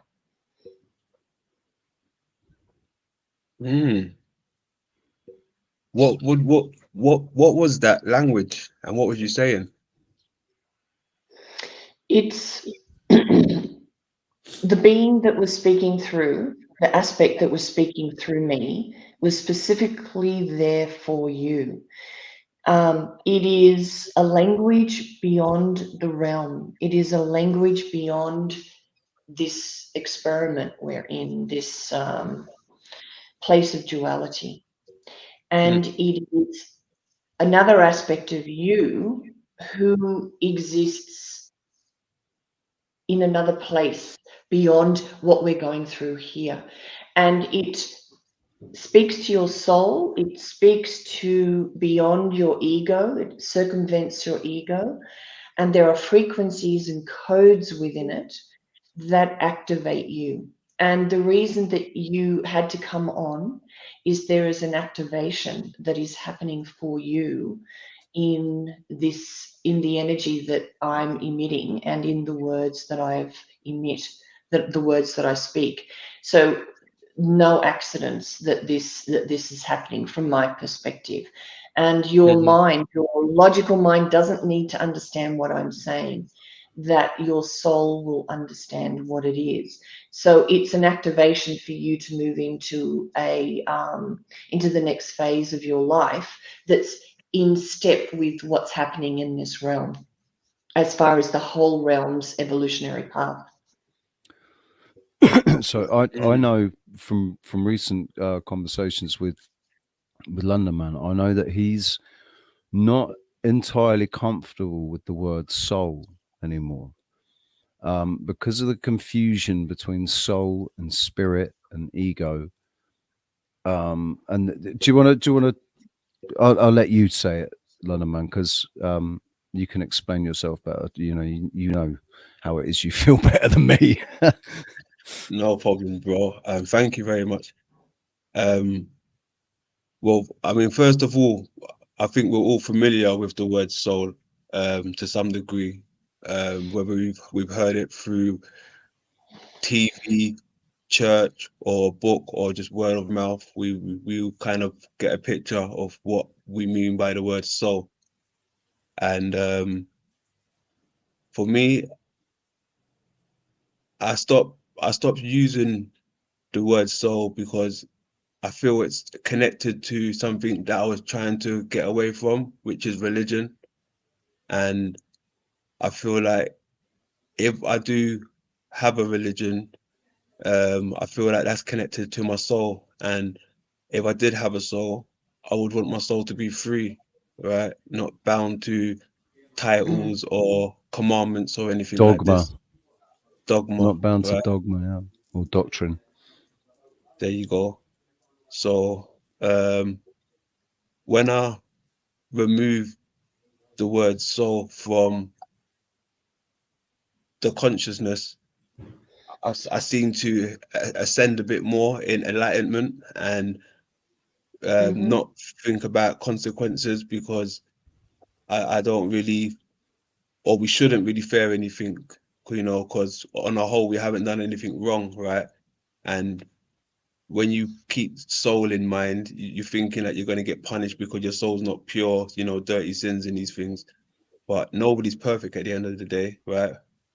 So when I do think of the word soul now, it's like religion, soul, religion. Am I still connected to the creator that I'm trying to get away from? Like the one that's letting things happen, people still die, war and these things. I feel like soul's connected to that also, right? Because it's a part of religion and people die over religion and religion and soul go hand in hand. So It's I sort of think part of a false hope, isn't it? It's like it's a false. What you mhm, see as a false paradigm, because I think this is interesting because a lot of people say this about God. If God existed, why would he let these things happen? Why would he let these really evil, horrible, terrible things happen? But I came to terms with that by saying, you know, because he had to let it happen, because that was part of what was going on here. It's like what I was saying about you grind a knife against the grindstone to sharpen it, um to make it useful. And it's the same with people. We The more sort of trouble and strife and hardship that we are presented with, the sharper we become. I mean, or it destroys you. But most of us, they say, what doesn't kill you makes you stronger. And it's a much broader thing than that. It's like the only way you you have to temper steel. You have mm, to you have to strengthen it and to make it a useful tool. And I think that's exactly the same with us. Basically, we we need to face hardship and difficulties to be able to and to overcome them, because the thing is, there's no reason why we can't overcome anything. Really, we have to realize ourselves, and to realize ourselves, we have to be tested. But I understand, London Man, what you're saying about the word soul, that the way religion, traditional religion, has been used as a form of control is we have put God or source or the creator outside of ourselves. And that when we say the word God, there is an associative memory set up in our brain. There are neurons that are linked. It's a label, isn't it? And there's an automatic response to the word God. It has a chemical component. It triggers. It triggers you. And it's the same for soul. And this is part of the program that we're trying to unravel, that we're trying to change, which is why people start saying things like source, God, mother, father, principle, rather than the word God, because it's a loaded term, as is the word soul. And what we're trying to do is break away from that constrictive way that traditional religions have been set up on the planet. We're trying to move away from that and to create a different relationship with this being or energy or aspect that's called God. Because it isn't a being that sits in heaven with a beard. It isn't that, from my perspective. It is love, it is energy, it is something that we all can have a very personal relationship with, not something that's higher or better or more knowledgeable, but just another part of who we are and who we can be. So absolutely, I totally understand why you've chosen to view the word soul in a different way. I would say as the only thing I would say is that for me, the word soul is something that was attributed to this, something that we carry, and it was done before organized religion took. I think they hijacked the term. I think they hijacked the idea. They twisted it, and it's basically because these people have never had any imagination. They've never been able to create anything new.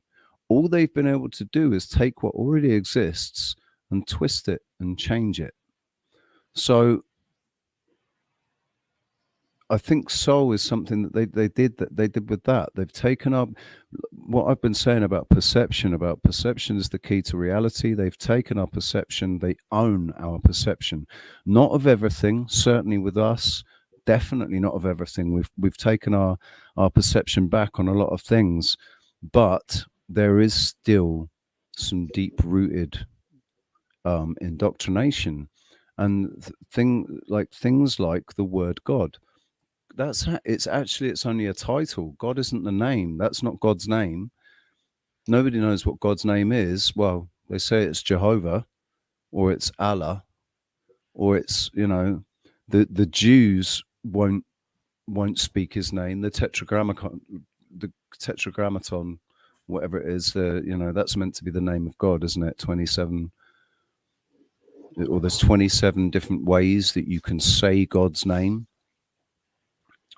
But God is just a title, given to the creator, to the boss, to the one that created all of this. But I think I don't. But I think I like what you were saying, because it's the label. It's the God and soul. They have become labels, and like Joe was just saying, it's already got a narrative, an entire narrative attributed to it, so that when the word is used, it triggers this neuro response that puts these images in our minds without us even thinking about it. And Yeah. that's that, and they rely on that for that's why they've made everything labeled. They've labeled everything. Every single box they've created, they've put a label on it, and they've made us label ourselves. You know, we Even if you label look, ourselves now, don't we?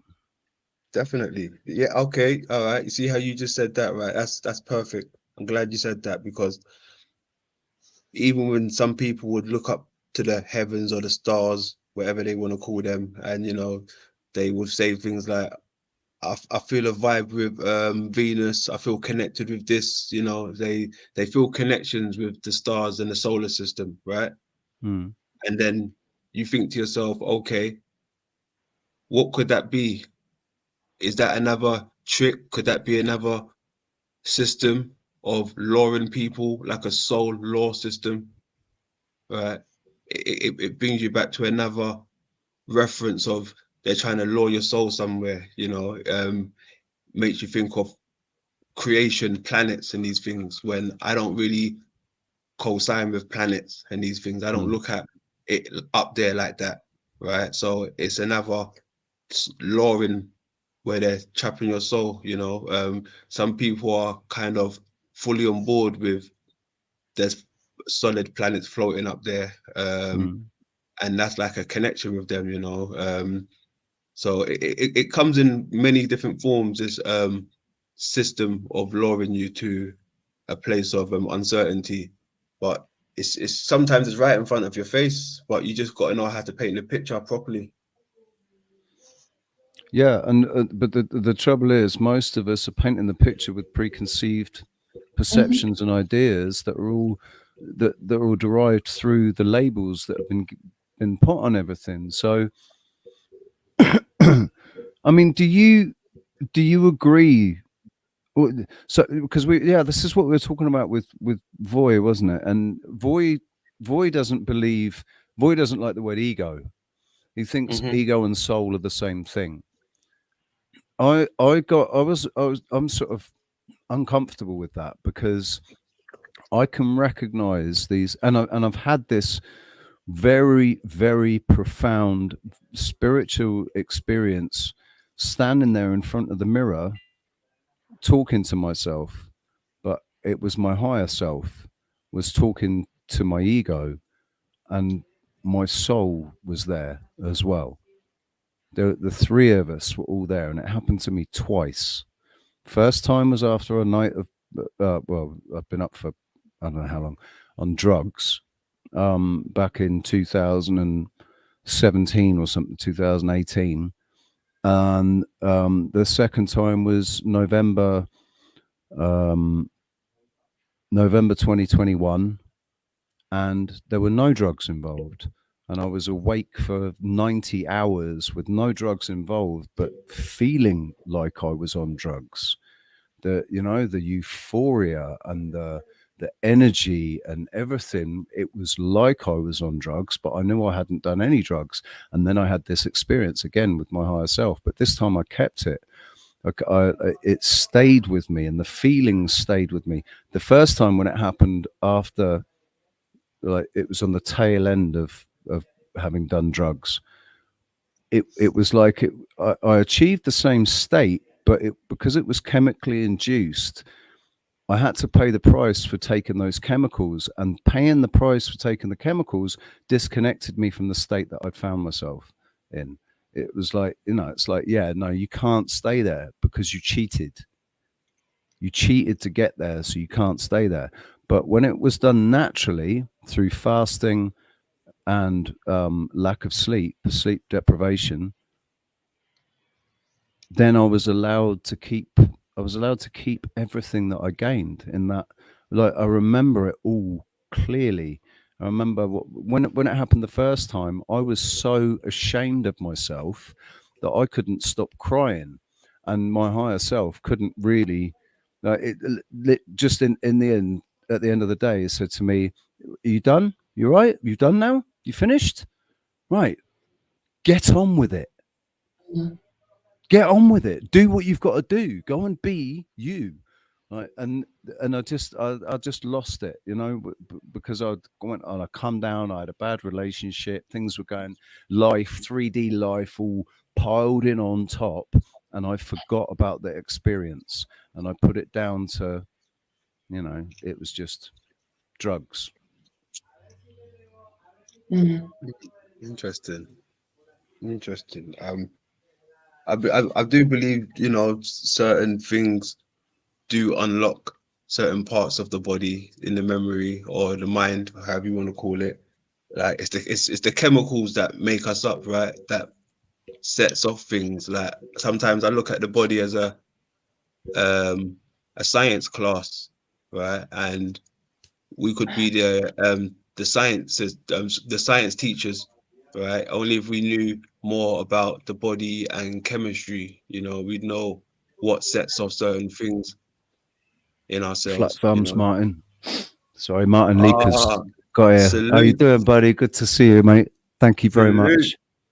Yes, sir. Yes, sir. Salutes, Martin. Flat thumbs, And bro. Zal Moxis as well. Good to see you again, Zal. Haven't seen you for ages. Nigel Betts. Good to see you, buddy. Mm, My understanding is that every thought that we have, every time we fire the neurons in a thought path, it's a chemical and an electrical process. Hmm. So it fires, but there are chemicals released, neurotransmitters released, and those chemicals go through the body. So the cell receptor sites pick up that this specific chemical is coming towards it. So it alters a little lock to fit the key of the chemical. And so we get used to eating the chemicals of our common thoughts. So if we're depressed or if we're angry about things, then the cells get used to having that chemical and having to process it. So they get addicted to it. So when you go to try and change and have a new thought, the cells are going, well, where's this chemical that I normally get? And what it does is it sends a little marker back up to your long-term memory, which I believe is in your hippocampus. And it's like a filing cabinet. And it opens the drawer and brings out a memory that will trigger you to release that chemical and the cells get fed. So the body is part of when you're trying to change your life and change your world, you are asking your body to physiologically change as well. And that's why it can be so tough. And that's why one would choose then to use different words than soul or God or whatever, because there is an association between that word and it has a thought that is connected to it. And if that thought is about negativity or it's about control or it's about powerlessness, whatever it is, or that, yeah, you give your power away to something outside of you, then you are living in those chemicals all the mm, time. Make a mm. change. You have to not use those words and start, in a way, looking at the world from a different viewpoint. Yes, yeah, I agree. You look at the construct in a different light.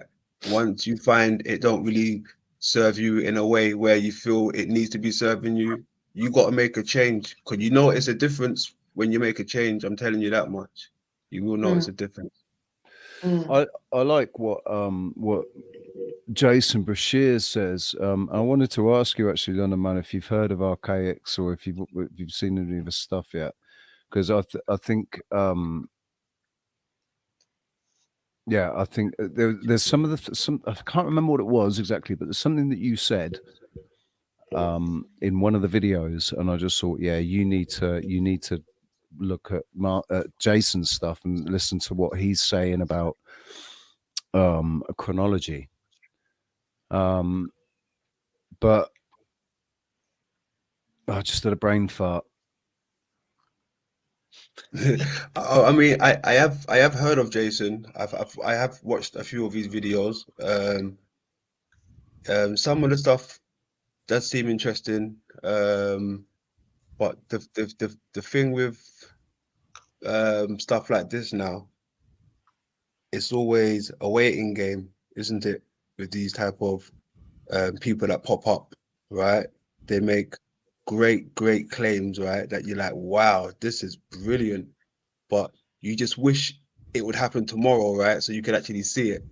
Yeah, I know what you're saying. Yeah, You understand what I'm saying? It sounds good. I ain't gonna lie, bro. It sounds I brilliant. I I I, like the I sound. definitely agree. Right, but what makes me pay attention is it really does seem that his chronology is, you know, undeniable.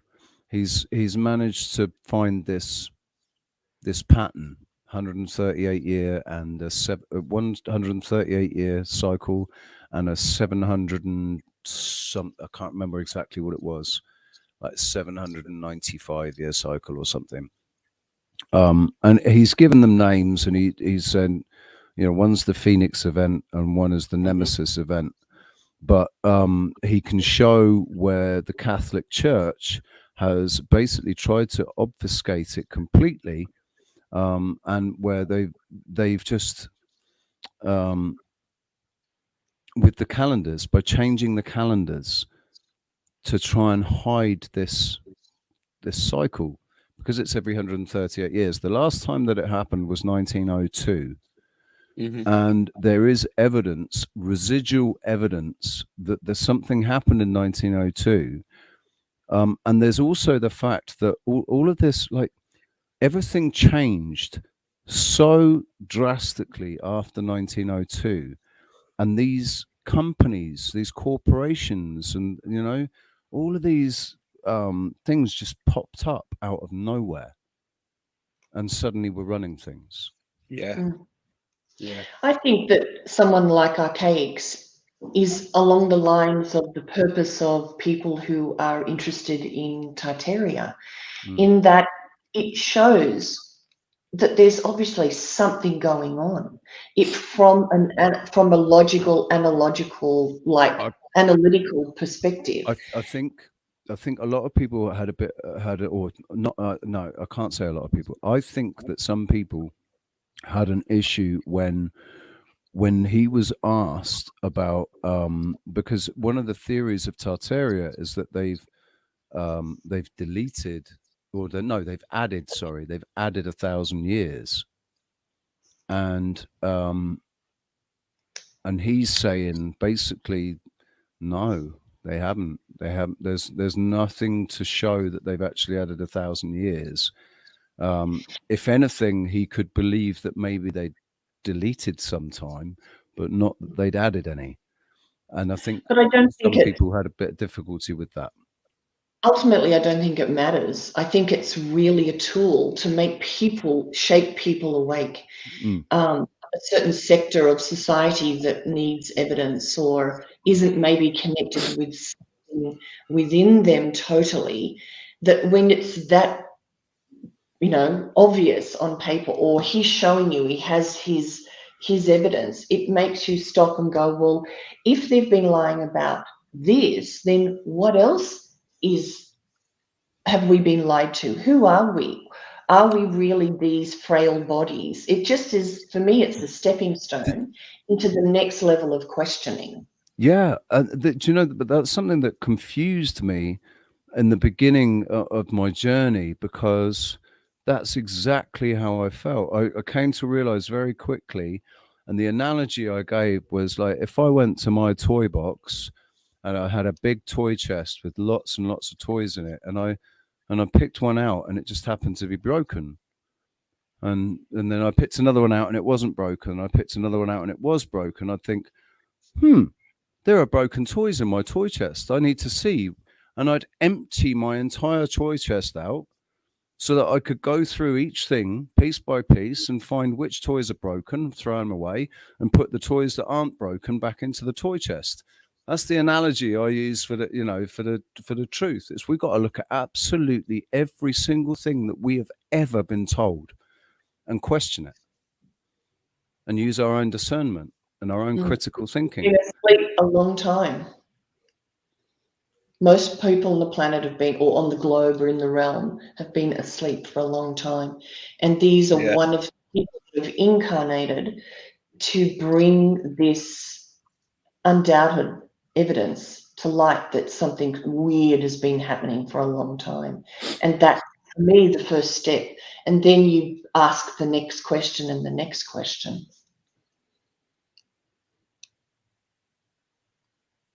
Yeah, I'm definitely in agreement with you there. A lot of people's definitely been sleeping. But come to find out now, there's a lot of people within the community that are still sleeping as well. You know, so you really gotta just do you, so to speak. Don't involve too many people. Just really do you. Put yourself. You know, I really understand what they mean by do you, and the rest will follow. Yeah. Right? I understand that now. You be You can't please you, everyone. I'll be me, and and we just this is what we were saying as well earlier about the part, the part that you've got. You have to do it yourself. You have to work on yourself. You have to. The only thing that you can change, really, the only thing that you have total control over, and you have the authority to have total control over, is yourself. Mhm. And that, and all of the things that they used to say, know thyself. A lot of people don't really know what that means, how far that reaches. Know thyself. They think, what are you talking about? I know myself. I know who I am. I know what I like. I know what I don't like. But Well, I can tell you from my experience, most people don't understand the degree to which they're programmed in how they view the world, in how they think this is better than that, or this is a better choice than that, that nobody's really ever chosen. Many people have never chosen that viewpoint or their viewpoint. They've just been adopted what was told to them as children and Correct. believe that that's gospel truth. And so in all of the work that I do, it's showing people the program, primarily showing people how they're conditioned to respond to the external world like Pavlov's dog. And most people never question that conditioned perspective, and they will go to their graves thinking that XYZ is better than A, B, and C, but have never asked, who told me that, and when did they tell me that, and made a choice to make their own decision whether that is better than that, or that's for me and that's for someone else. I think everybody ultimately, and I've said this before, is run by an emotional 7-year-old, that we are frozen in time from those early perspectives. And even though we think we're in control and we're choosing how to be in this situation or with that person, it's really through a filter that we adopted in those first 7 years. The Jesuits or whoever, we've said this before. it was Plato. I think it was Plato. 7 and we'll give you the man for life. And that's exactly what people do not understand. People are knee-jerk reacting their way around this world in many, many ways. And people like archaics and Tartaria and Flat Earth are making people question what they've all believed and what we've believed generation after generation. And as I said, that's the first step. This is the material world. What's the truth about my inner world? What's the truth of my place in this reality? That's the next. So there are steps towards this understanding what the truth is of who we are. The other way I consider it as well is like to get to where I am now with the truth thing, truth seeking.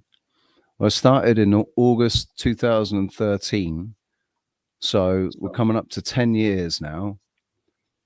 The stuff that I accept now, I wouldn't have accepted 10 years ago. It's taken the journey to bring me to where I am now. It's taken, it's been like having little breakthroughs, perceptually, having my mind open up a little bit more that then encompasses something that I'd previously rejected or hadn't understood, or so who am I to tell anybody what they're doing or what they're thinking is wrong? Because that's just where they are at that time. 10 years ago, I wasn't thinking the same way that I am now. 5 years ago, I wasn't thinking the same as I was 10 years ago, but I wasn't thinking the same as I am now. It's, the way I've been thinking, the way I've started to decode and See try things and, different. see things differently and accept Yeah. things and understand things, Mhm. forgive things, it's a journey, man. And each one of us, it's not fair for me to say, because I've reached what I think is my conclusion for, like, this is my conclusion, rah. What am I going to tell you how I got there? Am I going to tell you about all the different avenues that I went down that brought me to my conclusion now? No, because there's too much. And I don't even know. I don't even really know how I got to where I am now. I just got here. Like, so it's, all I can do is hold a torch up and say, I've got some things that have happened, and I've got some experience and some insights. And if you want to listen to them, you can listen. And and if they resonate, that's brilliant. I love that they resonate, because it's a bit of validation for me. But it's also, it's just nice, man. If things are resonating with people, there has to be something there, doesn't there? That's something that's real. Definitely. I tell you this, right? I believe in stuff like checkpoints, right? I tell you a little story that happened to me. In 2012, I was incarcerated, right? And while I was inside, I remember asking myself, when I was in the hours of the night, right? Asking myself, well, by the time I come out of here, I really want this, I need this, I need that, I want this, right? When I came out, the things that I asked for while I was, laying in my bed in the bang up was slowly started falling into place, right? And immediately when it started falling into place, I remembered when I asked for it, right? That was when I was incarcerated in my bed in bang up. So that was my checkpoint of remembering when I asked for this stuff here, right? Yeah. And everything I've got now, I remember when I asked for it, bro. It's no word of a lie. I remembered Yep. when I self-manifested everything I have today. It was a checkpoint. And I believe we can do these things like checkpoints. When we start looking back on things that we get now, we'll be like, oh, I remember asking for this on that day, right? Then that's a checkpoint. Then you can start remembering from that day what you was kind of leading up to. I remember from 2012 when I asked, and backwards, I know what I was doing backwards because there's a checkpoint. You understand? And I can remember it going forward. It's crazy how it happened to me, bro. But I manifested it, and I've got the shit I asked for now. And yeah, I remember So when I asked. I did some time as well. Mhm, Back in 2000, was it 2002? mhm, I got sentenced to 3 years. I got a year after 9 months. I served, or no, I served 7 months and went to appeal, and they knocked a year off. So I ended up getting out after 9 months. But for 7 months, I was looking at 18 months. In my mind, I was going to do 18 months. So it was a very, like, I've never felt closer to God, or what I perceived to be God. I was going to chapel every day. Part of that was, like, in the chapel there was a guitar, and so if I went to and also there were allowances for going to chapel. If you were going to chapel, you could get out of your cell, and there was this music thing that they were putting on. This charity was doing this music thing, and I played guitar, so, like, I got to go, before I managed to get myself into work or education. I was going to the chapel, And I prayed for stuff, and it happened. Like the prayers were answered while I was in prison. And I was when I got out of prison, like one of the prayers that one of my prayers was my wife. Like she became my wife when I was in prison, but I was in such a bad place mentally.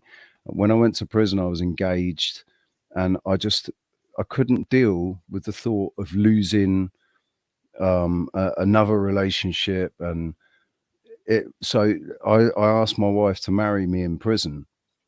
And like that night, we were already engaged, but I said, would you just marry me in prison? Can we just do the ceremony so that I know that we're together, we're bonded, you know? We can do we can do the ceremony when I get out, but just for my peace of mind, because I know that I knew her, I knew that she would never cheat on me. You know, and if we were married, she took that seriously. So anyway, I prayed to God for it, and I was like, please, we have to get married, man, please. I wanted to say yes, and she did, and we got married in prison. And then when I got out of prison, within about 3 months of getting out of prison, I realized that the last thing that I should have done was get married, and that I couldn't help her. She was in such a bad place, I couldn't help her. And it wasn't like, maybe we just shouldn't have got married. But all I could think was, I prayed to God, man.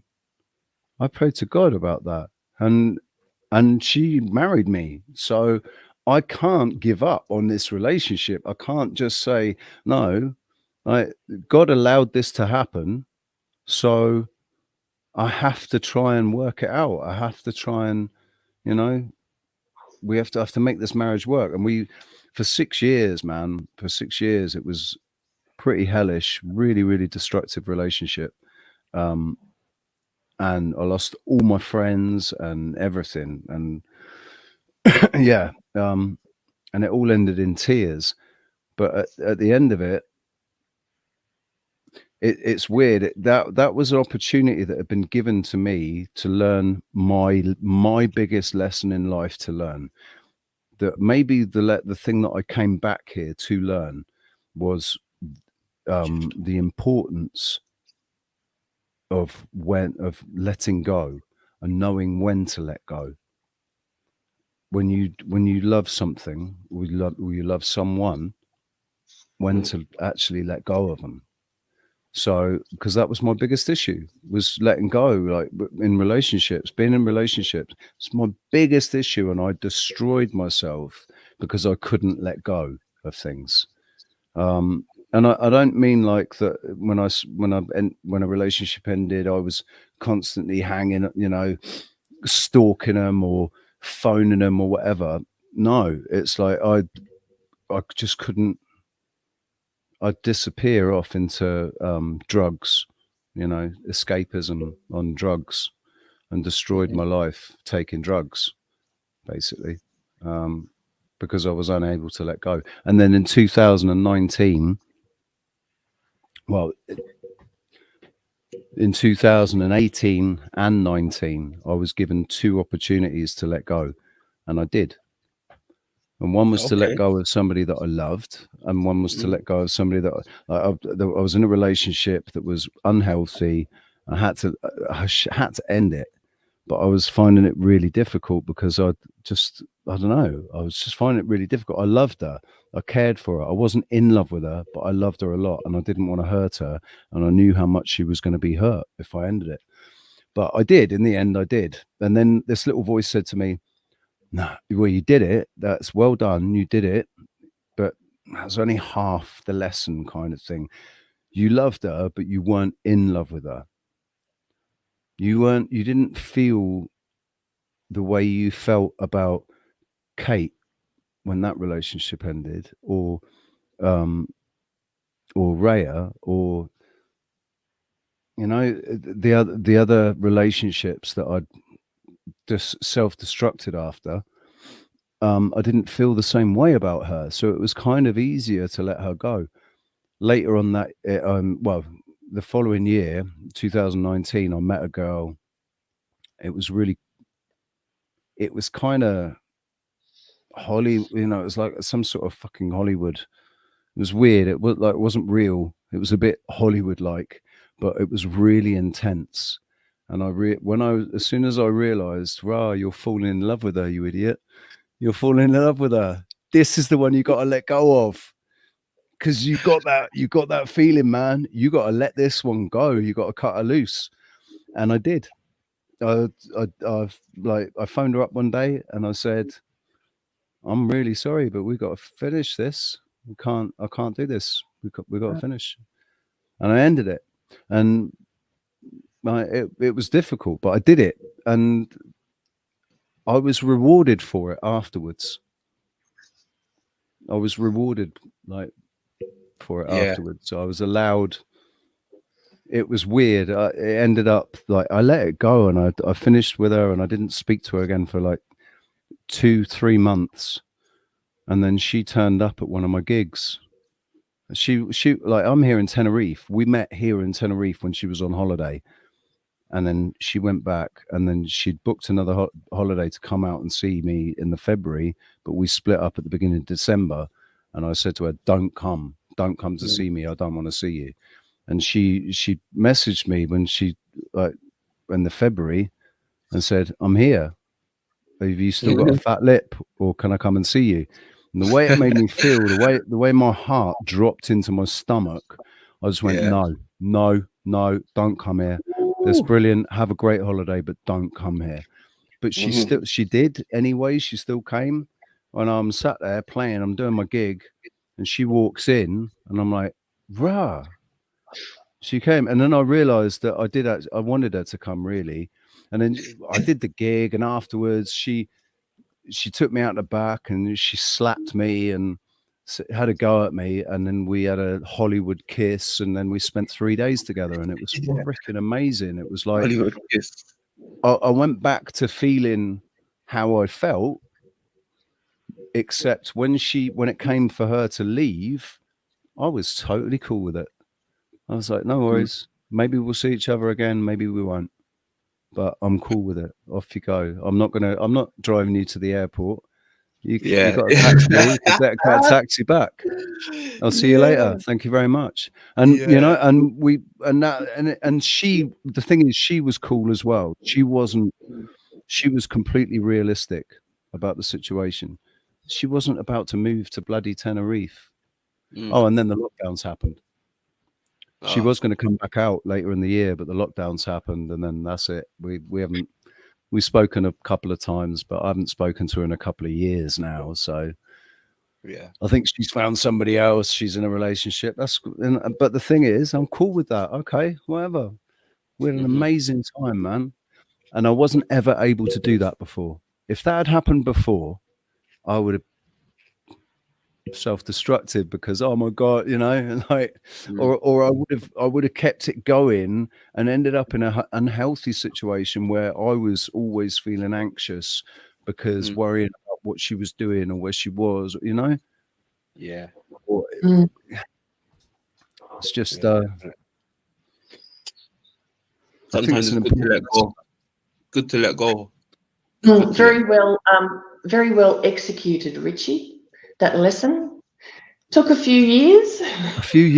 It took it. I mean, if you take it from the very first relationship that I self-destructed after, and that's what started me taking Class A drugs, was that relationship breaking down. It was when I was 21. Yeah, and that's what people do. They use their addictions to not feel the emotions. It's a way to suppress and repress. We all do it. And might have used drugs, but other people use TV. Other people use shopping, eating, gambling, whatever it is. Even analyzing. People that overanalyze are as addicted to analysis as people that use drugs. It's all a way to stay in your head, to stay away from what you're feeling in your body. And that was all sort of set up you know, when you're little and you come in with a certain set of like a lesson plan that you're going to work through. So all of your partners came to you to help you in this lesson. Very well done. But I never learned it. You know, it's like I was a serial monogamous in the end.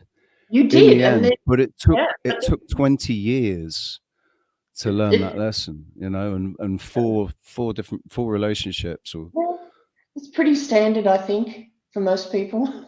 Years. It's a tough place, this realm. Really tough. So If I you think become emotionally attached,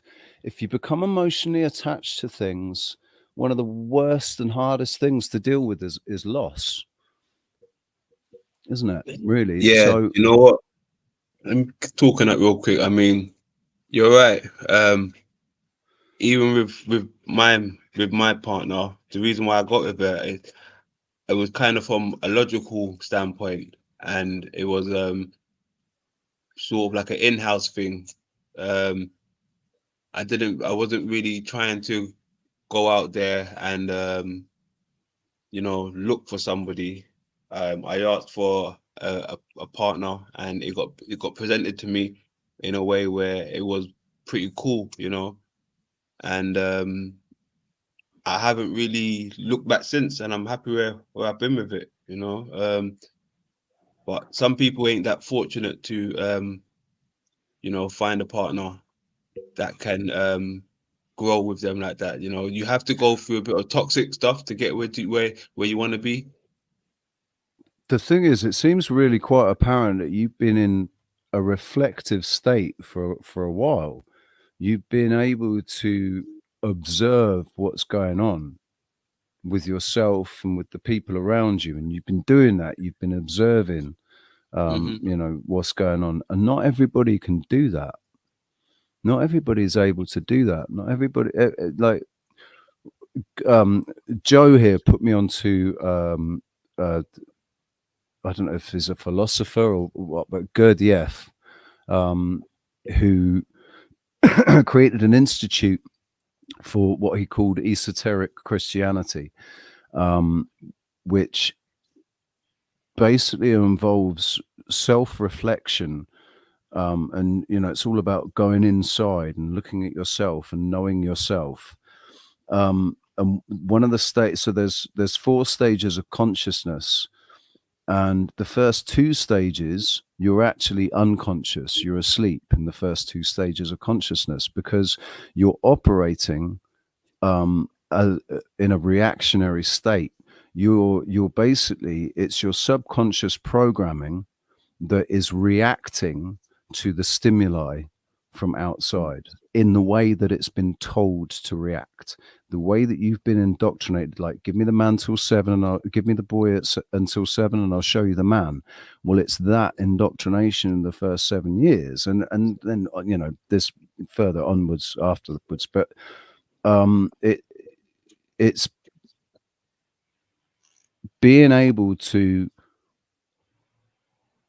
stand outside of yourself and witness yourself, and without judgment be able to recognize different aspects of yourself and what causes them. Like when you're angry, what made you angry? Why were you so angry? Why did you want to rip that guy's face off, man? Jesus, all he did was bump into you. Why did you want to tear his face off? Well, really, because I'm not really angry with that guy. I'm pissed off because of this. And it's misplaced anger. It's just a reaction, or like, like words. When words trigger us, why does it trigger you? Why does that word? It's only a word. I know. It's well, because it's got this narrative attached to it. Like demon, people use the word demon. I've stopped using those words to describe anything that's involved in my life. There are no demons. There are only cheeky monkeys. Demon was a perception that was given to us. It was given to us to control us through fear.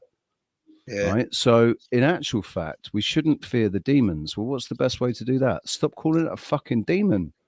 It's not a demon, it's a cheeky monkey. What's scary about a cheeky monkey? Nothing. Really, that cheeky monkey's there to help you.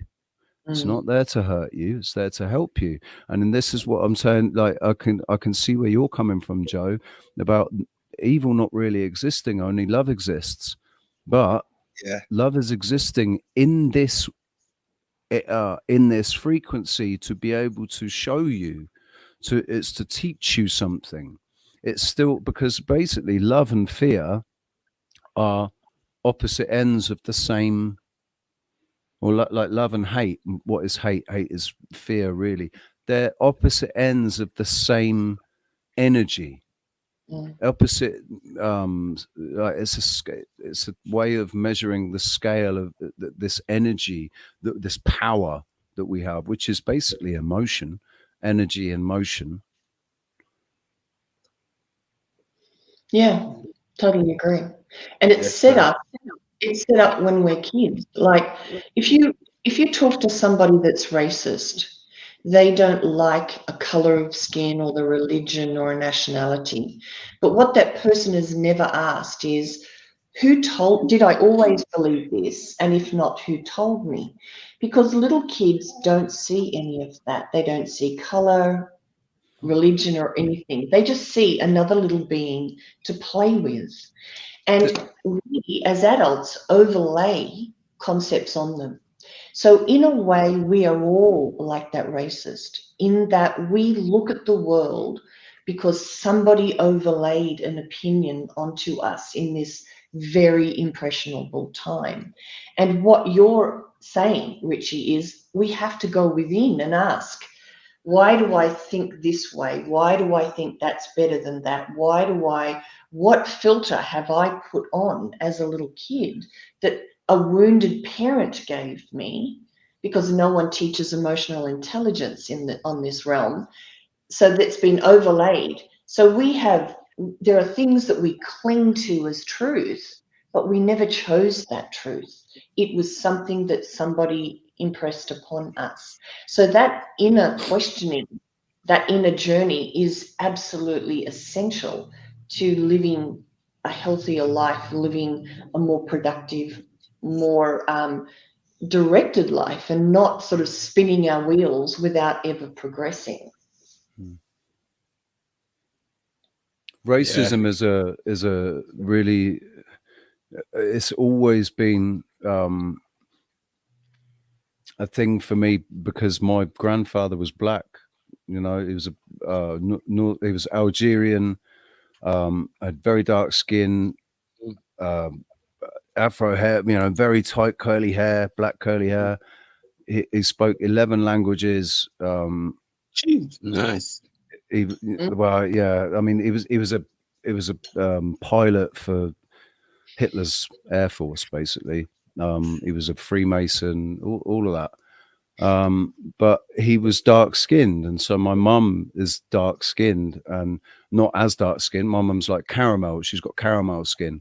My sister's got very olive skin, and me, I'm probably the whitest unless I go out in the sun. It's funny because I live in Tenerife, so I should really be out in the sun all the time and like really, because I go really brown, really brown. But when I'm not in the sun, I go this sort of this jaundicey color. But yeah, I've never like I could never understand why it was about skin color. But one of the things that I've recognized is that I have a personal dislike of certain cultures. Like there are certain there's a particular group in Southampton. Do you know Southampton? I know Southampton, yeah. Yeah. So the way I feel about these lads, it would be instantly labeled as racist. Mhm. but it's not about racism. I don't like the way they disrespect English people.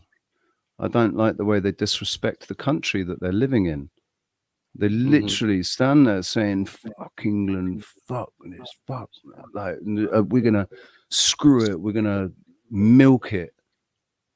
And that is their attitude, is to screw the country that they're living in. It's like, wow, this is the problem. This is why people have such a problem. Yeah. But But it's not about skin color. It's got nothing to do with skin color. that's all manufactured by the bloody controllers around Yeah. this. It's it's not. There's another level of control that's affecting people, that is inflaming people to do this stuff, to feel this way, to feel disenfranchised. It's another level of energy, people, the bad guys, the black hats, that are fostering this dissent. From my perspective, I don't think the discussion should happen at the level you're talking about, Richie, what you just said. The discussion has to happen at this level, that we are all puppets to these assholes that are screwing with our heads and our hearts and our souls and our love connection to God and to source and who we truly are. This goes much deeper, and I don't think Society's been engineered. It's been Yeah. engineered the way it is. It's been purposefully engineered to be the way it is. So to foster these divisions and to something other than you is something to be afraid of, something to be feared, something that you keep at a distance. And that's exactly what the controllers want. Because if we were ever united, it's fostered in so many different ways, in very subtle ways, throughout society, throughout schooling, throughout flags, people having flags. It's throughout all of society, and this discussion has to happen from a different level than what you're talking about from my view. Totally Yeah. agree. What do you think? I agree. What do you think, London Man? Yeah, I mean, everyone's got a different path to walk in this thing called life. Just to add a bit of detail, by the way, the group of people are from India and Pakistan and the Muslim, just like that. It's not. I don't. It's not a black and white thing. That's the most important thing. Is my criticism of these people is not because they are of a particular ethnicity or faith. It's about their behavior. That's it. The way they conduct themselves. Yeah. That's what I have an issue with. Mm-hmm. I mean, basically, that's kind of what I was gonna kind of say. All got different paths to take in this, thing called life, but it's not about the religion or the color of the person walking down this road. It's about the behavior of this person walking down this road. Right. So yeah, you kind of said what I was gonna say. Salutes to that, bro. Wicked. Nice. I feel you on that one. We need to, in order for us to be communicating with each other, like I said, hatred is just a different flavor of fear, really. People hate what they fear the most. So because they've fostered this hatred between us, we need to break down these walls, right? And talk to each other without this fear and hostility. We need to, it was brilliant today, right, London Man, coming into your stream and seeing the brothers that you had on. Like, I don't see many streams. Like, you could almost say that the truth community is a little bit too white, like, for diversity and stuff. The channels that I watch, it is predominantly white people, and you know, I watch a couple of channels, American channels, but I don't really know many. Yeah, I haven't seen that much. So it was good to see today, man. The guys that you had on. Cool. Good stuff. I hear you. I hear what you're saying. I hear what you're saying. I hear you. I mean, division comes on all types of level as well. I mean, I'm pretty sure there is a sector somewhere on YouTube that is doing the completely opposite of what we're trying to do over here. Yep. You know, there's always difference in up, down, left, right, positive, negative, if you know what I'm saying. That's what the trolls are about, isn't it? That's it. You know, it's That's it. because Yeah. this is a land of duality. This is a realm of duality. So if this exists, this has to exist. The polar opposite of it has to exist. So that was another reason why I thought about I thought, well, if God exists, then that means the devil exists. Well, if that means then good people exist, then that also means that bad people exist. That's why the bad people exist on this earth, because good people exist. That's how I also reconciled evil things happening and being, evil people doing evil things. When you were talking about why does God allow it to happen? Yeah, I got a lot of questions for that dude. Questions for him. No fighting, just talking. But he should know this already, right? He knows everything. Part of me feels like I've spoken to God my entire life, or like, I'm just using that. I'm using that label. I've spoken to the entity or energy or whatever it is that created and was responsible for creation that ended up with me here. I've always spoken to him or her, whatever it is, and oh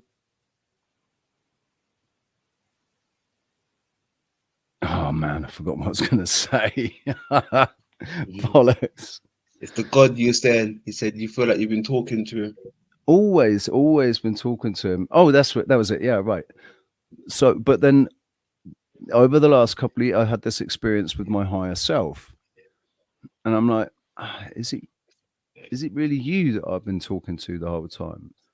And you're chilling out with God in the back, in the back rooms. This is we're playing a game. This is a test or a game or a university or whatever.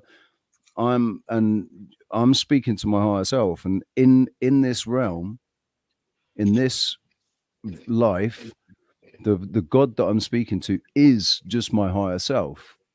But I don't think that my higher self is God. I think in that scenario, God is somewhere else, and and like my higher self is just I don't know.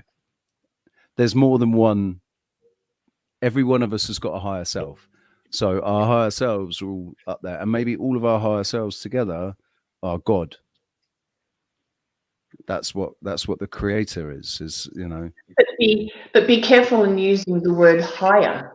Higher says, in a way, that they're further. And also with the gesticulation of pointing at higher, up here. No, in here. Yeah. It's up at another level. So it's just like we have an associative memory with the word soul or God, we do with higher.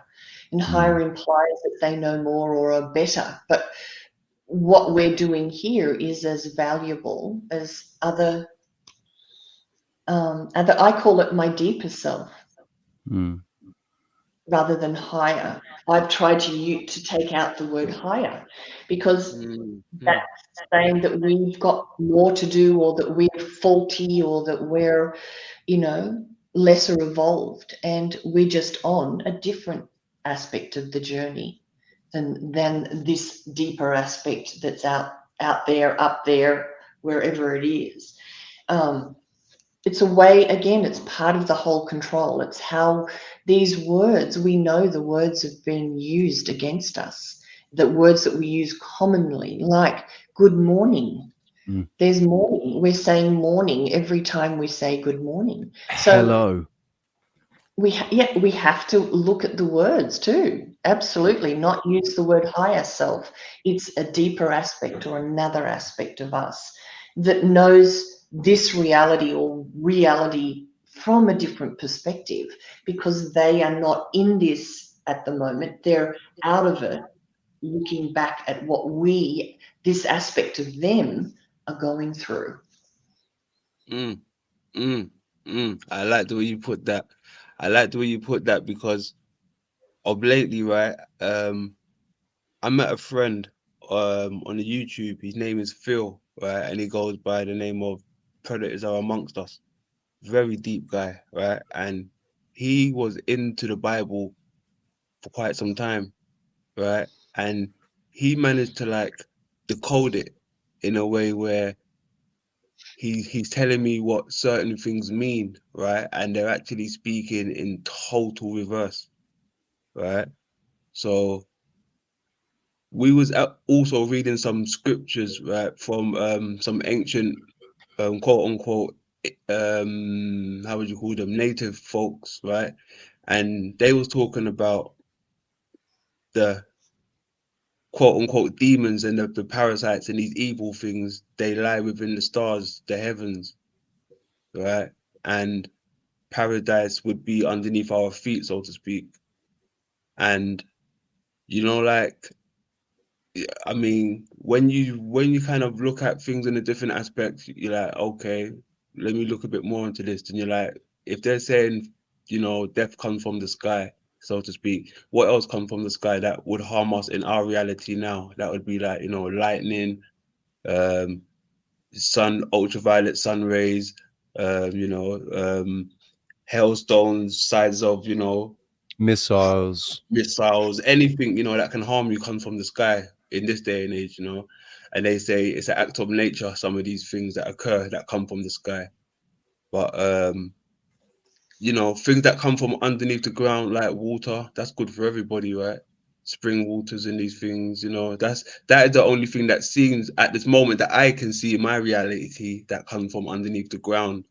Other than these people drilling for oil and shit like that. But naturally, oil, I don't see oil just pushing up like that. But water seems to be pushing up like it wants us to drink it, saying, "Hey guys, I'm here. Look, drink me." But we gotta go and pay for it when it comes up freely,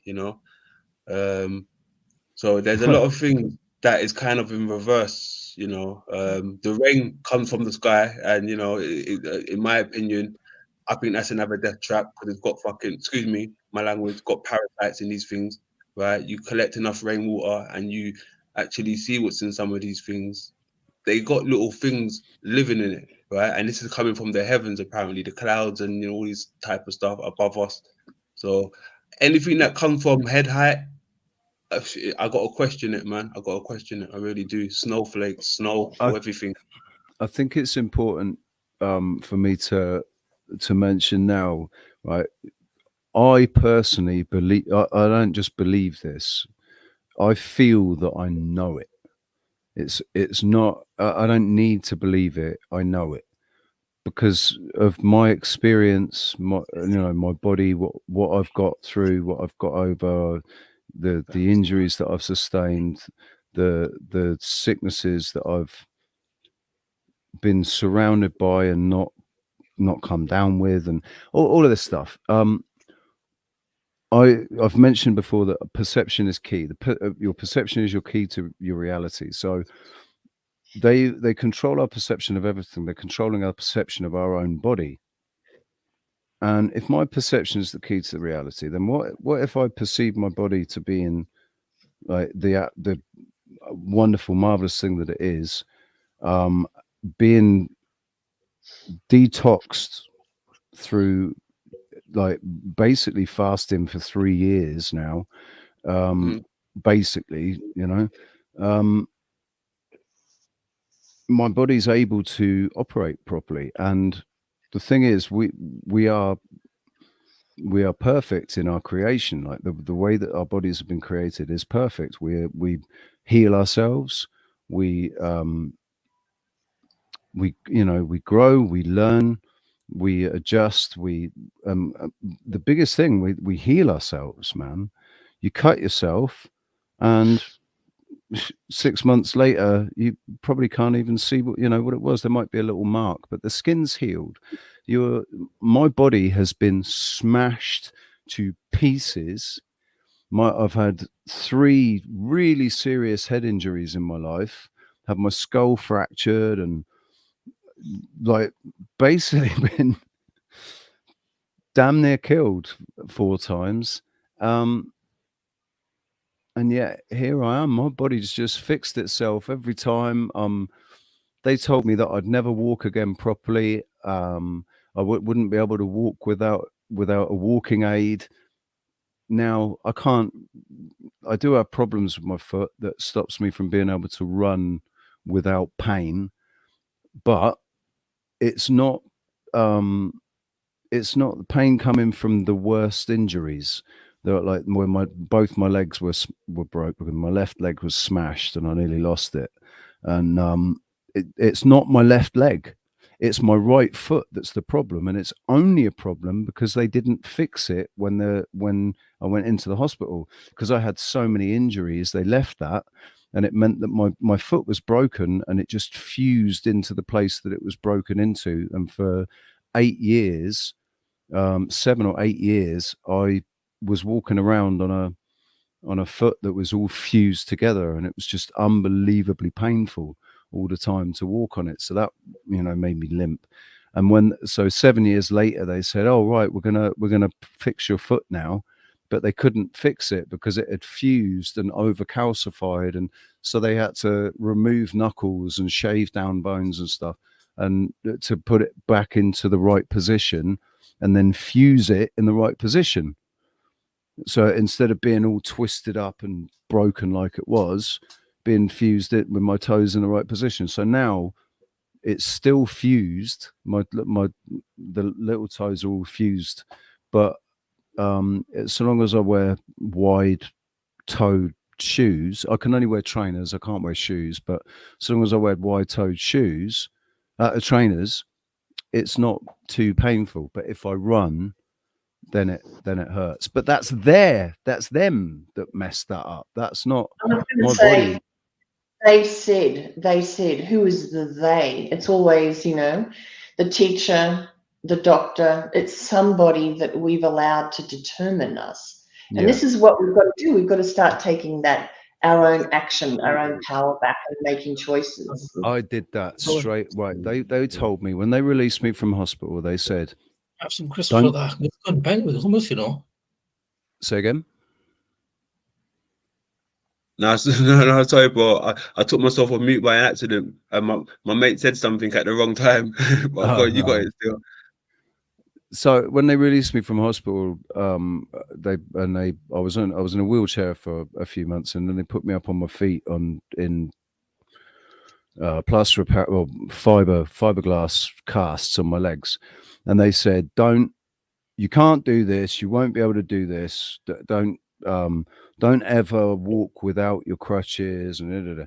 When I got home, I thought, no, bollocks. I can feel if it's doing me damage. I wasn't dosed up on painkillers.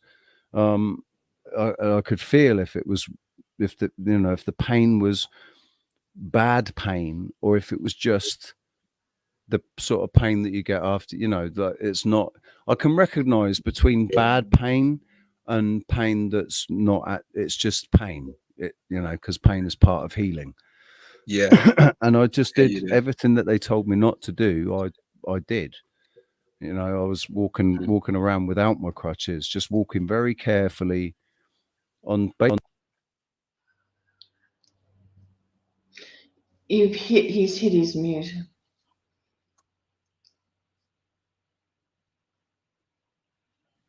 I hit my mic. Yeah.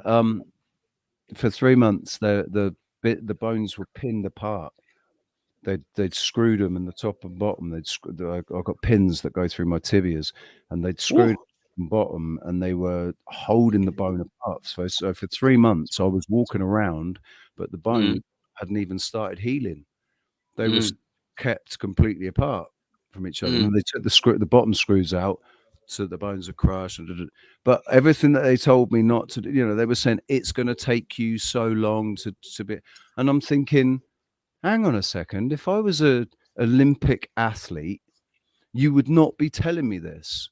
You'd be saying I'd be able to get back onto the slope in 6 months' time. Why does it have to be different for me? Because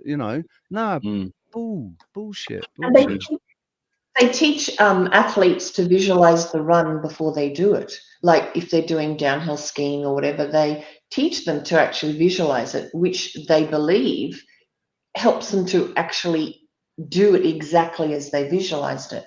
They need to teach that to everybody. It should be taught for children, Why wait until because it's athletes? Do it in every day is what I think, we need to know. We need to be shown as children. There's a form of archery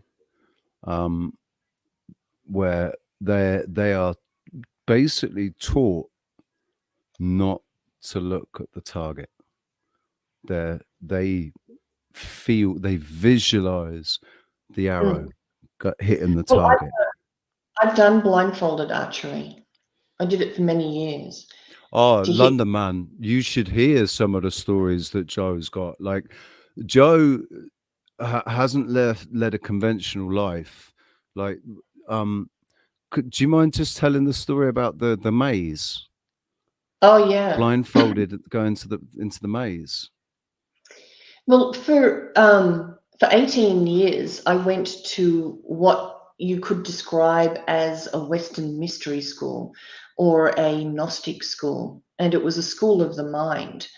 And we would do all these various exercises to show who we truly were beyond this human that we've been told that we are.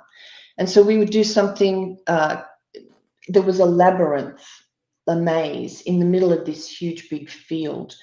And we would be blindfolded, and they would duct tape it to your head so that it wasn't easy to take off. And they would lead you like a group of people up into the forest. So it was on this big sort of property that was sort of fully fenced. And they'd lead you up into the forest and let you go, and you can't see anything.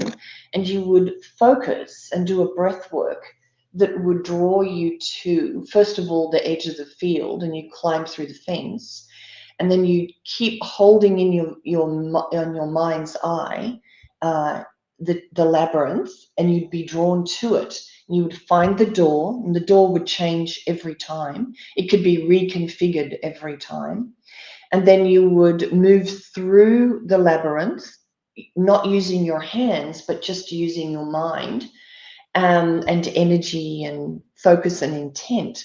And there'd be various obstacles like worms, tubes that you crawled through, ladders that you climbed up and down, and you would jump off the top of the wall down into the next part of the tank in part of the labyrinth. And you would work your way through it. And sometimes you'd be stuck in a group of people. Sometimes you'd be all on your own. And your outcome, or the ideal outcome, is to find what was labeled that particular session as the void, or the center of the labyrinth. And so the longest session that I ever did was 12 hours, from being let go in the forest to actually finding the void in the center of the labyrinth.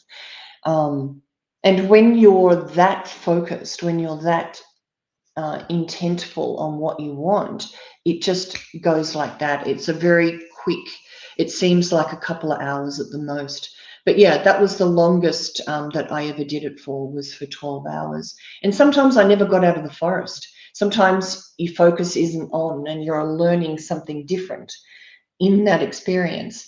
And so sometimes I never got out of the forest. Sometimes I got into the field. Sometimes I never found the labyrinth.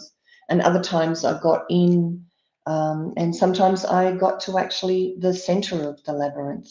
So this school was about who we truly are and can be.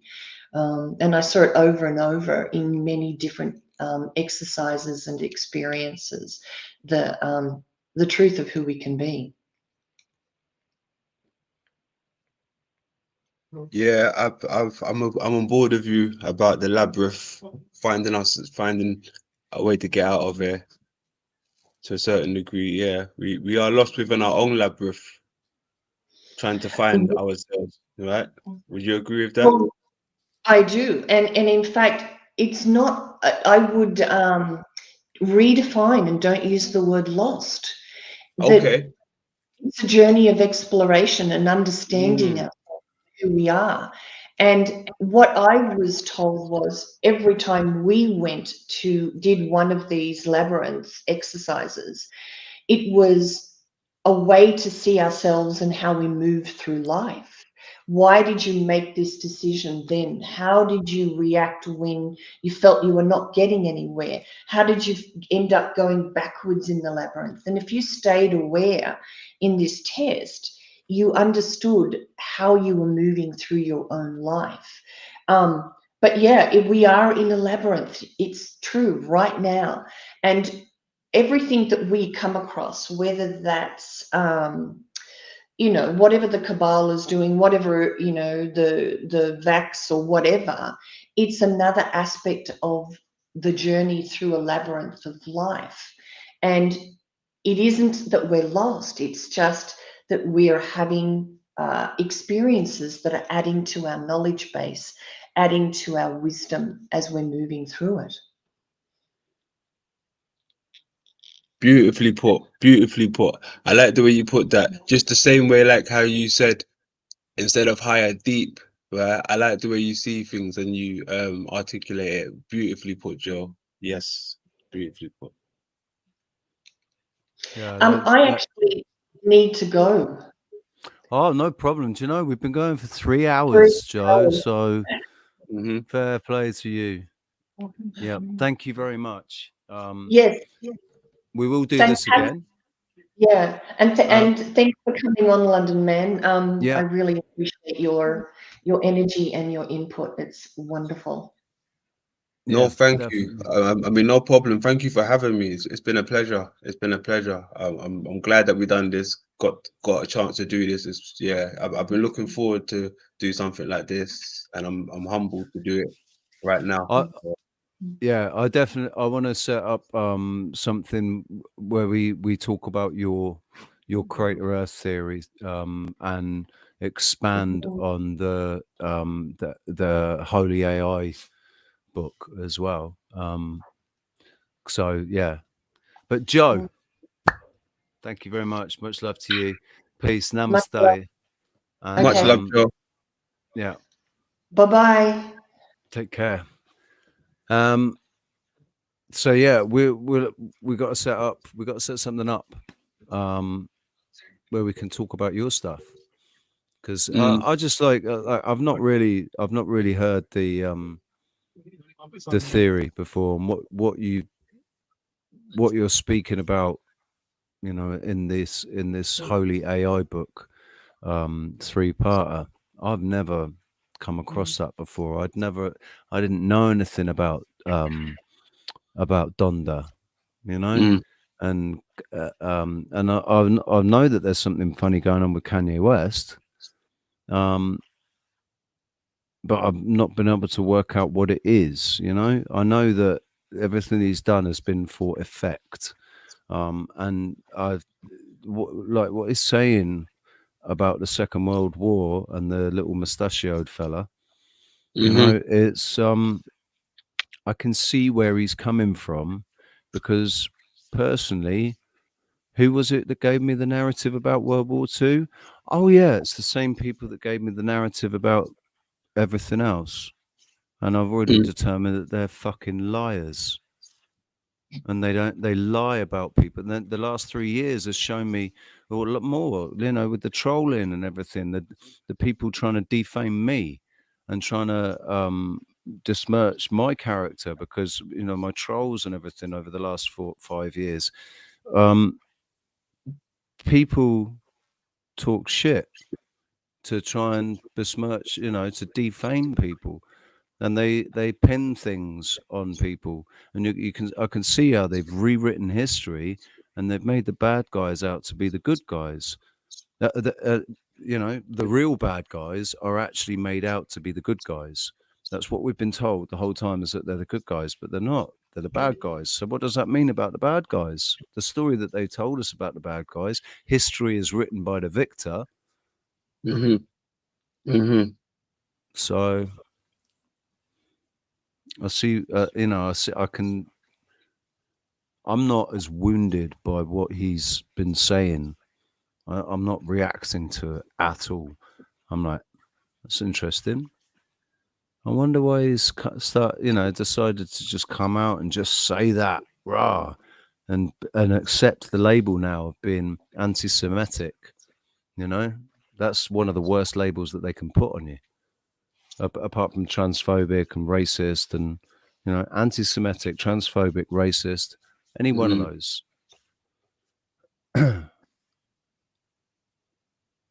Yeah, definitely. Hold on 1 second. I think my mate's just about to leave, actually. Mate, listen, I'm going to wrap it up.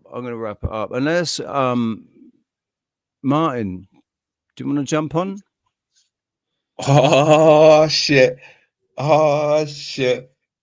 Oh, my. Yes, sir. I don't know if he's still here. That would be brilliant. I tell you what, though.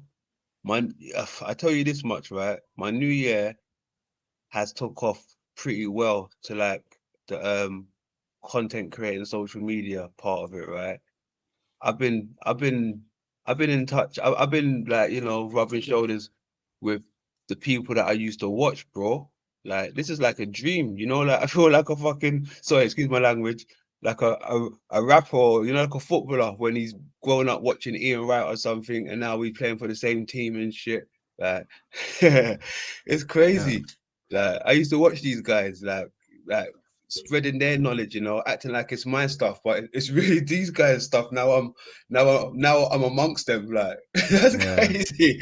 Yo, I love that shit. That is brilliant, that was bro. why I became a YouTube creator, was because I recognized that I wanted to have these conversations.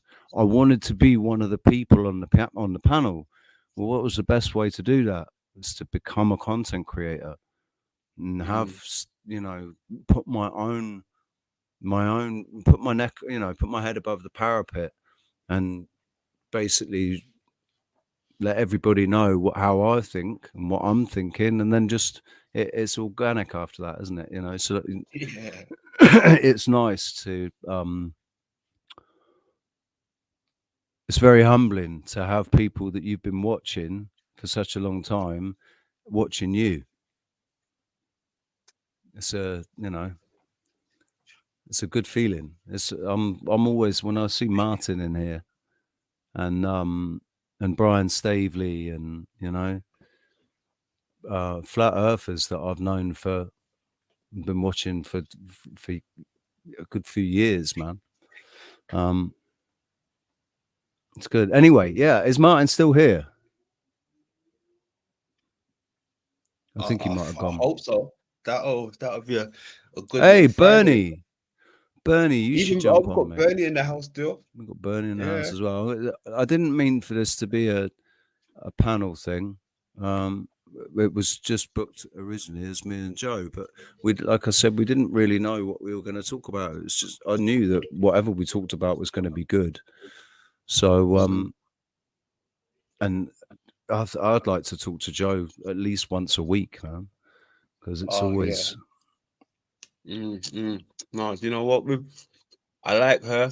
I like the stuff she was saying, right? And she's up on game. I can see she's up on game. I can see it clearly. She knows a few things, and she said a few things that sparked my interest. So salutes to her, man. Definitely. The thing with the light Where's she language. from? Sorry, where's she from, bro? Australia. Okay. Australia, yes. Okay.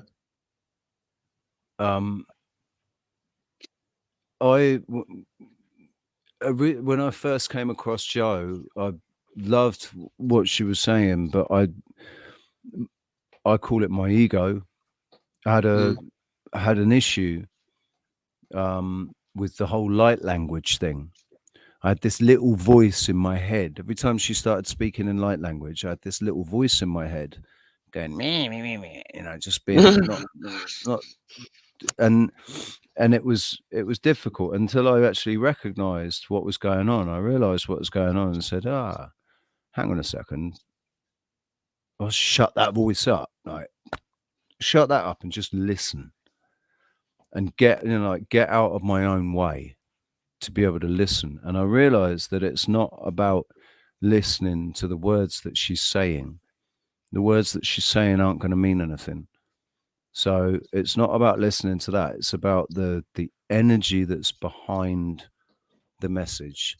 And it's also appreciating that, hey, I speak English and I'm learning Spanish, and I learned a bit of Greek and I learned a little bit of Portuguese, but I can't speak any other language other than English, really. And there are languages out there that sound really bizarre when I listen to them. To an English ear, the pronunciations, the sounds, the noises that are made, it's like, wow, you even speaking a language, man? Is that even a real language, what you've just said? So what was it like, the ancient languages, the ancient languages that have never been heard on this earth? The people that think that they can speak them now are only speaking what they think it would have sounded like this. They think it would have been pronounced like that, but it might not have been. Might have been pronounced in a completely different way. So I don't know, actually, that maybe some of the words, maybe she's speaking lots of different languages and it's all coming through but it's the same message coming through in lots of different languages that aren't used anymore. We don't use these languages anymore. We've been taught to speak Spanish and French and English and German, and so I had to get out of my own way with that. And then when I did, it was, it was like, rah.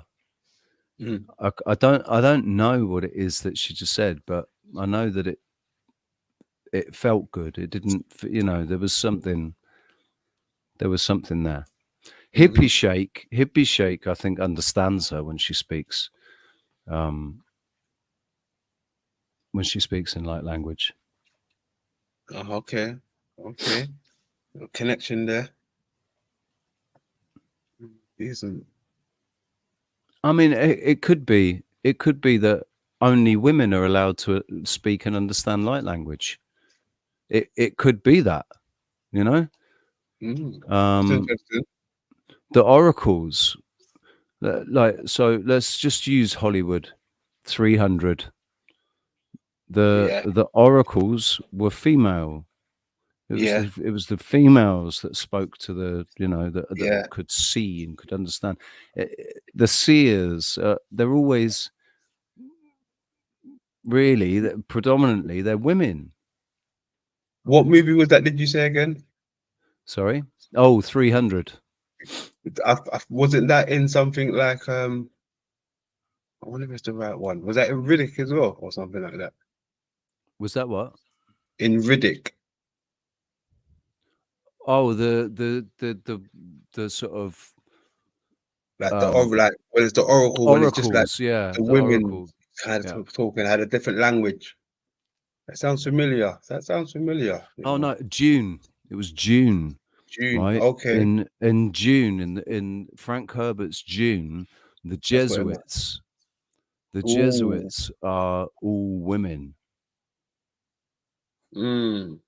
Okay. And yeah, they're called Jesuits. I think it's Jesuit women. They're like, and they've got that. They teach the old ways, which is using energy and frequency, and perception as well. They when he has to put his hand in the box and she's holding the needle next to his jugular, and the needle is I forget what the name is of the needle, but if she stabs him with it, he's going to die an agonizing death in seconds. But inside the box, in his hand inside the box, she's telling him what's happening to his hand inside the box, and he's feeling it. Right? So his skin starts crawling with insects and maggots, and then it starts burning, and in his perception his hand is on fire, but he's not allowed to move it. He's not allowed to remove it from the box, but his hand's on fire. She's telling him his hand's on fire, and he can feel that his hand's on fire. But if he removes his hand, he dies. So he doesn't. He keeps his hand there. And when she says, okay, you can remove your hand, and he removes his hand, expecting to see it all mangled and burnt and horrible, and he looks, and there's nothing wrong with his hand. It's like it was all in his mind. Hey, Bernie, dude. Hello. I was just popping in quick to say hello. Hey, how you doing, Bernie? Good, I don't often see you without your hat on, Bernie. I know, right? Just freaking mess right now. You've got your mad scientist hair. It's your mad scientist hair, man. You're a crazy scientist. Science, yes, sir. Yes, mad sir. Science. I'm a happy man. Yeah, my man. Yes, All sir. right, brother. Well, brothers, I should say. Just was gonna say hi and take off. Love what you guys doing. No worries, mate. No worries. Thank you, Bernie. I was hoping Martin was still here and he was going to join us, but I don't think he is. So, I think 3 hours and 11 minutes. I should probably call it a day anyway, because I've only got 20 hours to use. Right, I was thinking about that, wondering about that, Rich. I was like, how's he doing so many in one day? With I've got two. Well, I used Restream to do the book reading. Right. And I've got 2 StreamYards. I've got 2. I'll use 2 emails. So I've got 2 different free accounts on StreamYard. So yeah. And Restream, there's no limit. You can do as many hours as you want. Really? And you can stream to 2 channels for free. To 2 platforms. All right. 2 channels or 2 platforms. That's not bad at all. The only thing that sucks about them is that they have the bloody Ukraine propaganda colors in their logo now. And any money that you give to them, they're going to be sending off to bloody Ukraine. Yeah, no, to Zelensky. Ridiculous. Into his coke test. Much love, all right, everyone. Dude. We'll see you much love on the next one. Thanks for joining us. Everybody have a blessed weekend. Blessed weekend. You too, bro. You too. Much appreciated. Friday. I can't believe it's Friday already, man. That's just unreal. Crazy. Anyway, London. Yeah. Look, Thank you. Look, bro. Like I'm saying, even Bernie. Look, we got blessed. We got blessed, bro. Thank you, Bernie. Man. Yeah.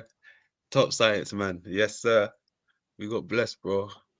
I'm going to shout out to the chat room. Thank you very much, guys. Hippie Shake, always. Thank you for sharing all the links and everything. You're bloody awesome. You are. Who Are We? Always good to see you. Who Are We is actually London man. Who Are We lives about half an hour away from me here in Tenerife. We met on YouTube.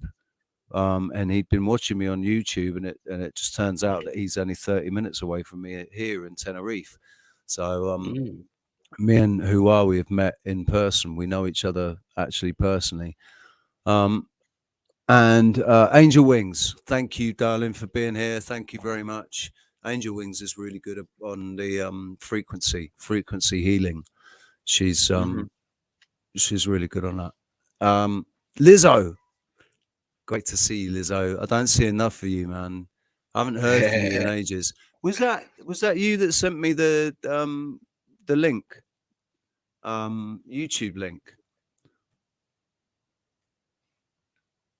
Me? Who else we got? No, sorry, Lizzo. Was that you that sent me the YouTube link? It was from Elizabeth. And I just want to make sure, because I just want to make sure. I don't know any other Elizabeths. Mark Garvey, thank you very much, man. Crystal Shaman as well. Squirrel Sniper, Brian Evans.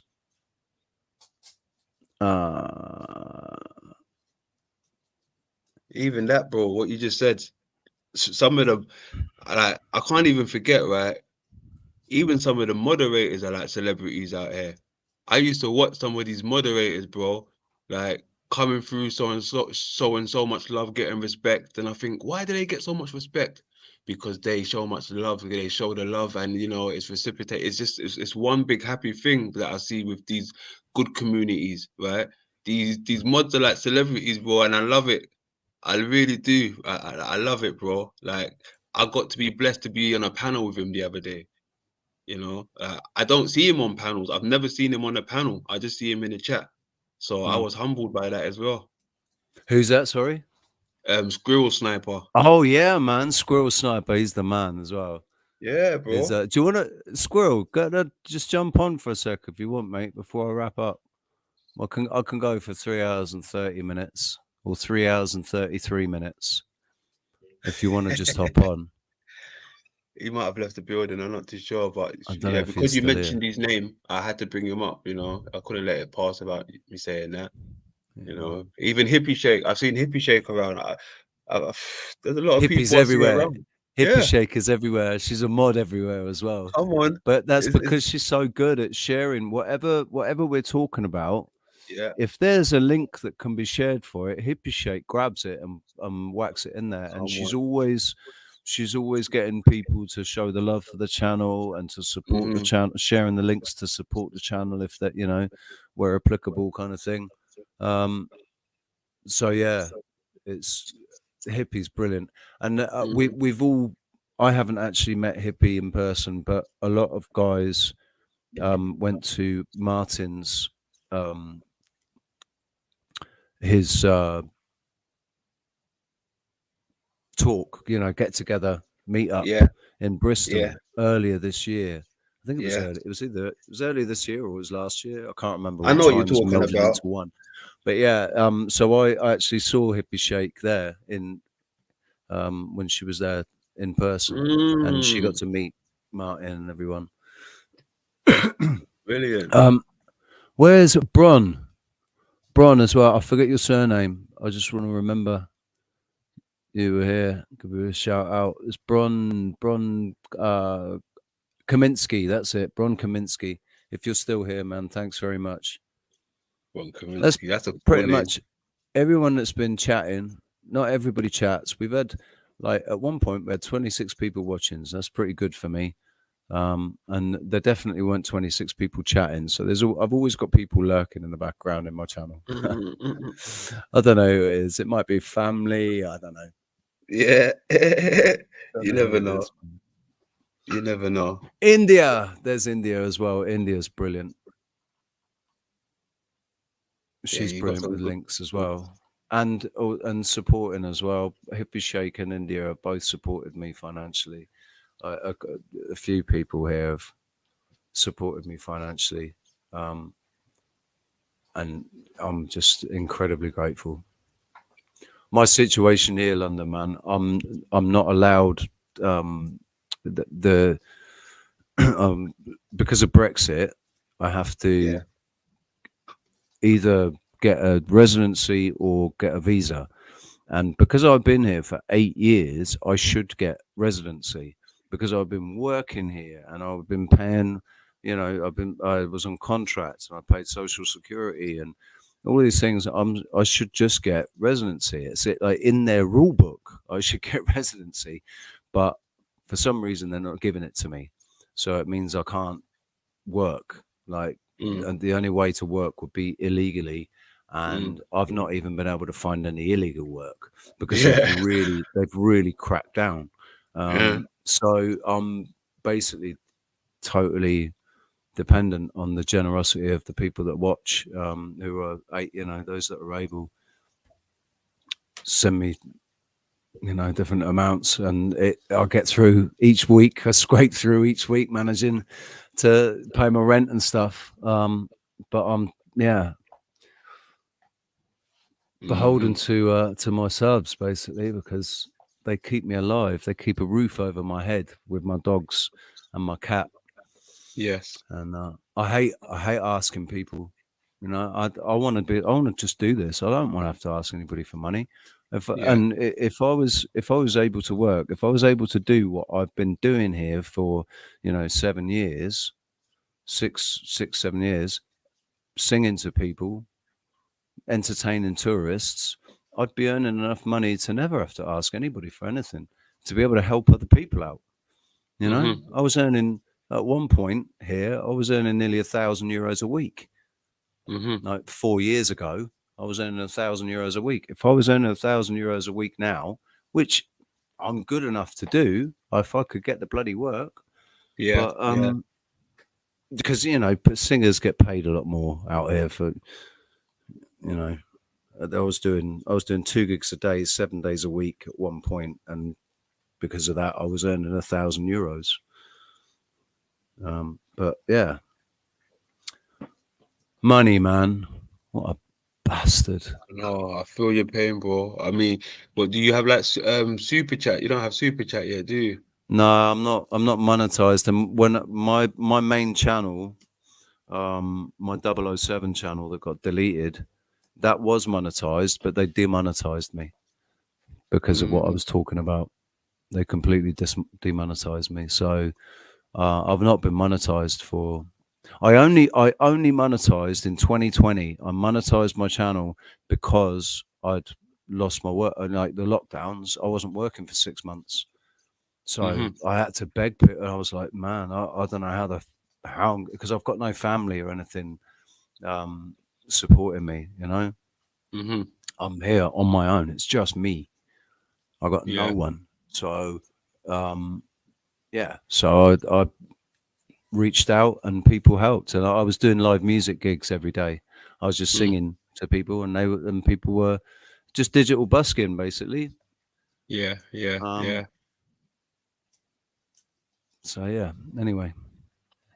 Yeah, I feel your pain. I know we're gonna talk behind closed doors. We're gonna have a few discussions, when I hear things like this sometimes I prefer to speak behind closed doors, if you know what I mean. Yeah, man. But yeah, Right. it's been a pleasure, bro. It's I've loved it. I've loved it. Trust me, man. This has been powerful, very powerful. Yeah, man. Oh, well, I've appreciated you coming into the community, mate. I appreciate it. I like the energy that comes off you is good. So, it's this year, man. This year is going to be our year. It's 2023. 23 is my number. It's the day I was born on the 23rd. It's the day I got married was on the 23rd. It's the day I nearly died was on the 23rd. It's 23 is a big number for me. So 2023 is going to be a big year. I know it is. It's going to be a big year for me. So I think it's going to be a big year for all of us, man. Yeah, I agree to that. Definitely. They made a film with what's his name called 23 for crying out loud. Who? 23 is a number. What's his name? The funny guy. Dave Chappelle? No. Pet Detective. Ace Jim Ventura. Carrey. Jim Carrey. Ace Ventura. Yeah, Jim Carrey. Yeah. Jim Carrey did a film called 23. Okay. So yeah, I'll look out for that.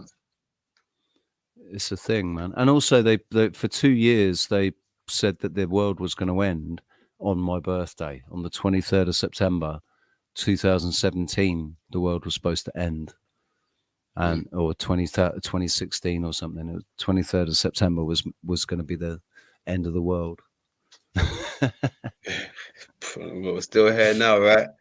Mate, this world ain't going to end. Not the way everybody's been made to believe it's going to end. Yeah, there might be cataclysms and earthquakes and most of the people might actually get killed in natural disasters and war and whatever.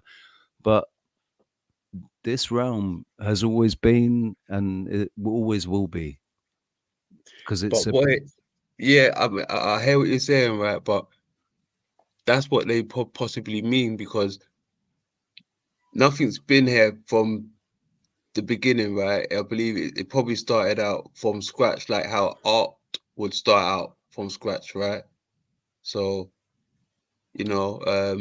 what makes up this realm that we live in? It would be like the waters, the trees, you know, you take away all of these things, you just got a barren wasteland. Once you got that, you can start from scratch, right? Like it's like a new foundation. You can almost like remove all of the nature and just put metalworks, or remove all the metalworks and put sand dunes there, remove the sand dunes, put an Arctic region. It's just like a ground base really when you remove a lot of things.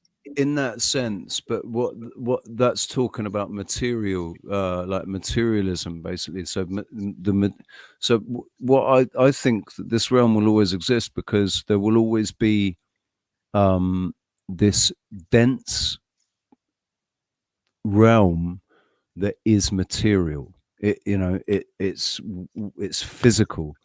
It's a physical realm, so that Yes, we're able definitely. to I'm in agreement with experience you there. things Yes, physically. yeah. But there are other parts. This realm is not the be all and end all. There are other parts outside of this realm where maybe it's not physical. I agree. Yeah. Yes, sir. Definitely. Yeah, man, definitely. Little Wing, good to see you. Thank you for popping your head up. Let's bring it as well. Good to welcome. Let's bring it. I've not seen you before. Hey, I just got a message from Crystal Shaman.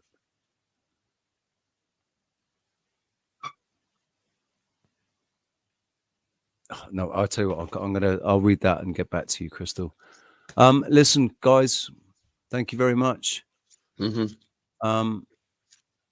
India, Roxanne misses you guys. I spoke to Roxanne the other day.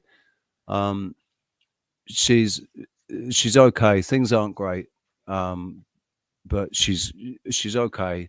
She's like, the rest of us. She's a soldier, man. She's a warrior. So she's just going through the motions to get through, and she will be back.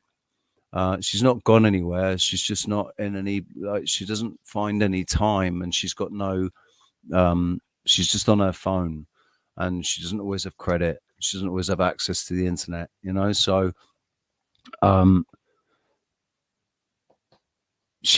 just have patience. Rox she'll be back. She's not gone anywhere. And I know she sends her love to everyone. So she'll be touched to know that people are thinking about her, and I'll let her know as well. Yeah, thank you very much, people. I'm going to play us out with the video, and just everybody, don't forget what they've done to us.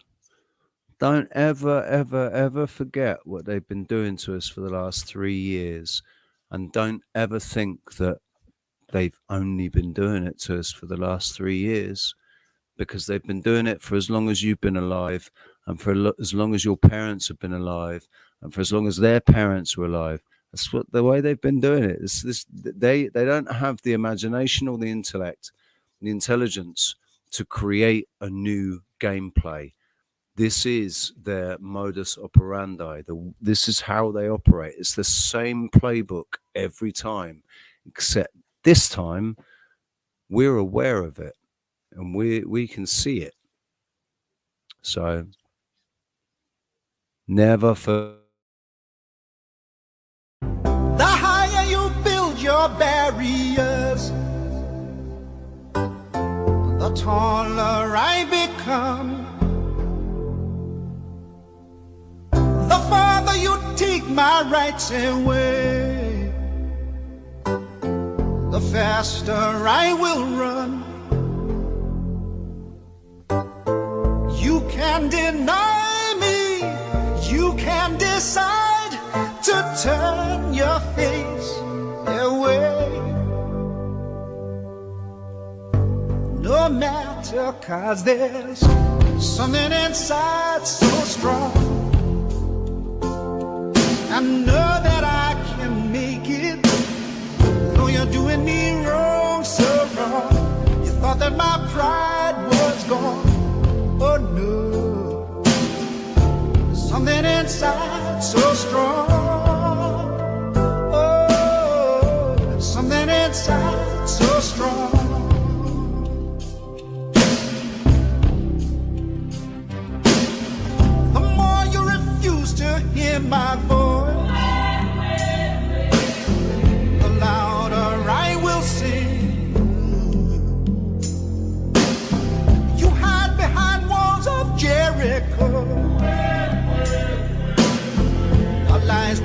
tumbling.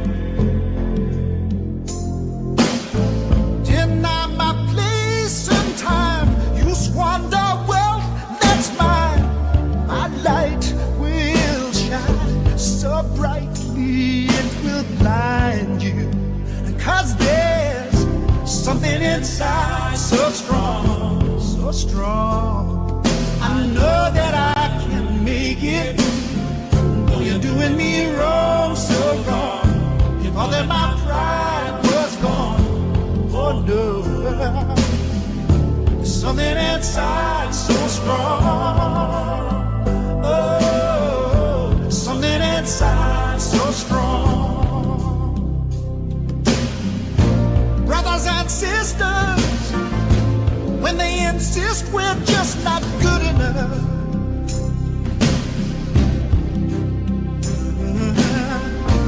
But we know better. Just look them in the eyes and say, we're gonna do it anyway. We're gonna do it anyway. Something inside so strong. And I know that I can make it. Though you're doing me wrong, so wrong. Oh, that my pride was gone. Oh no. There's something inside so strong.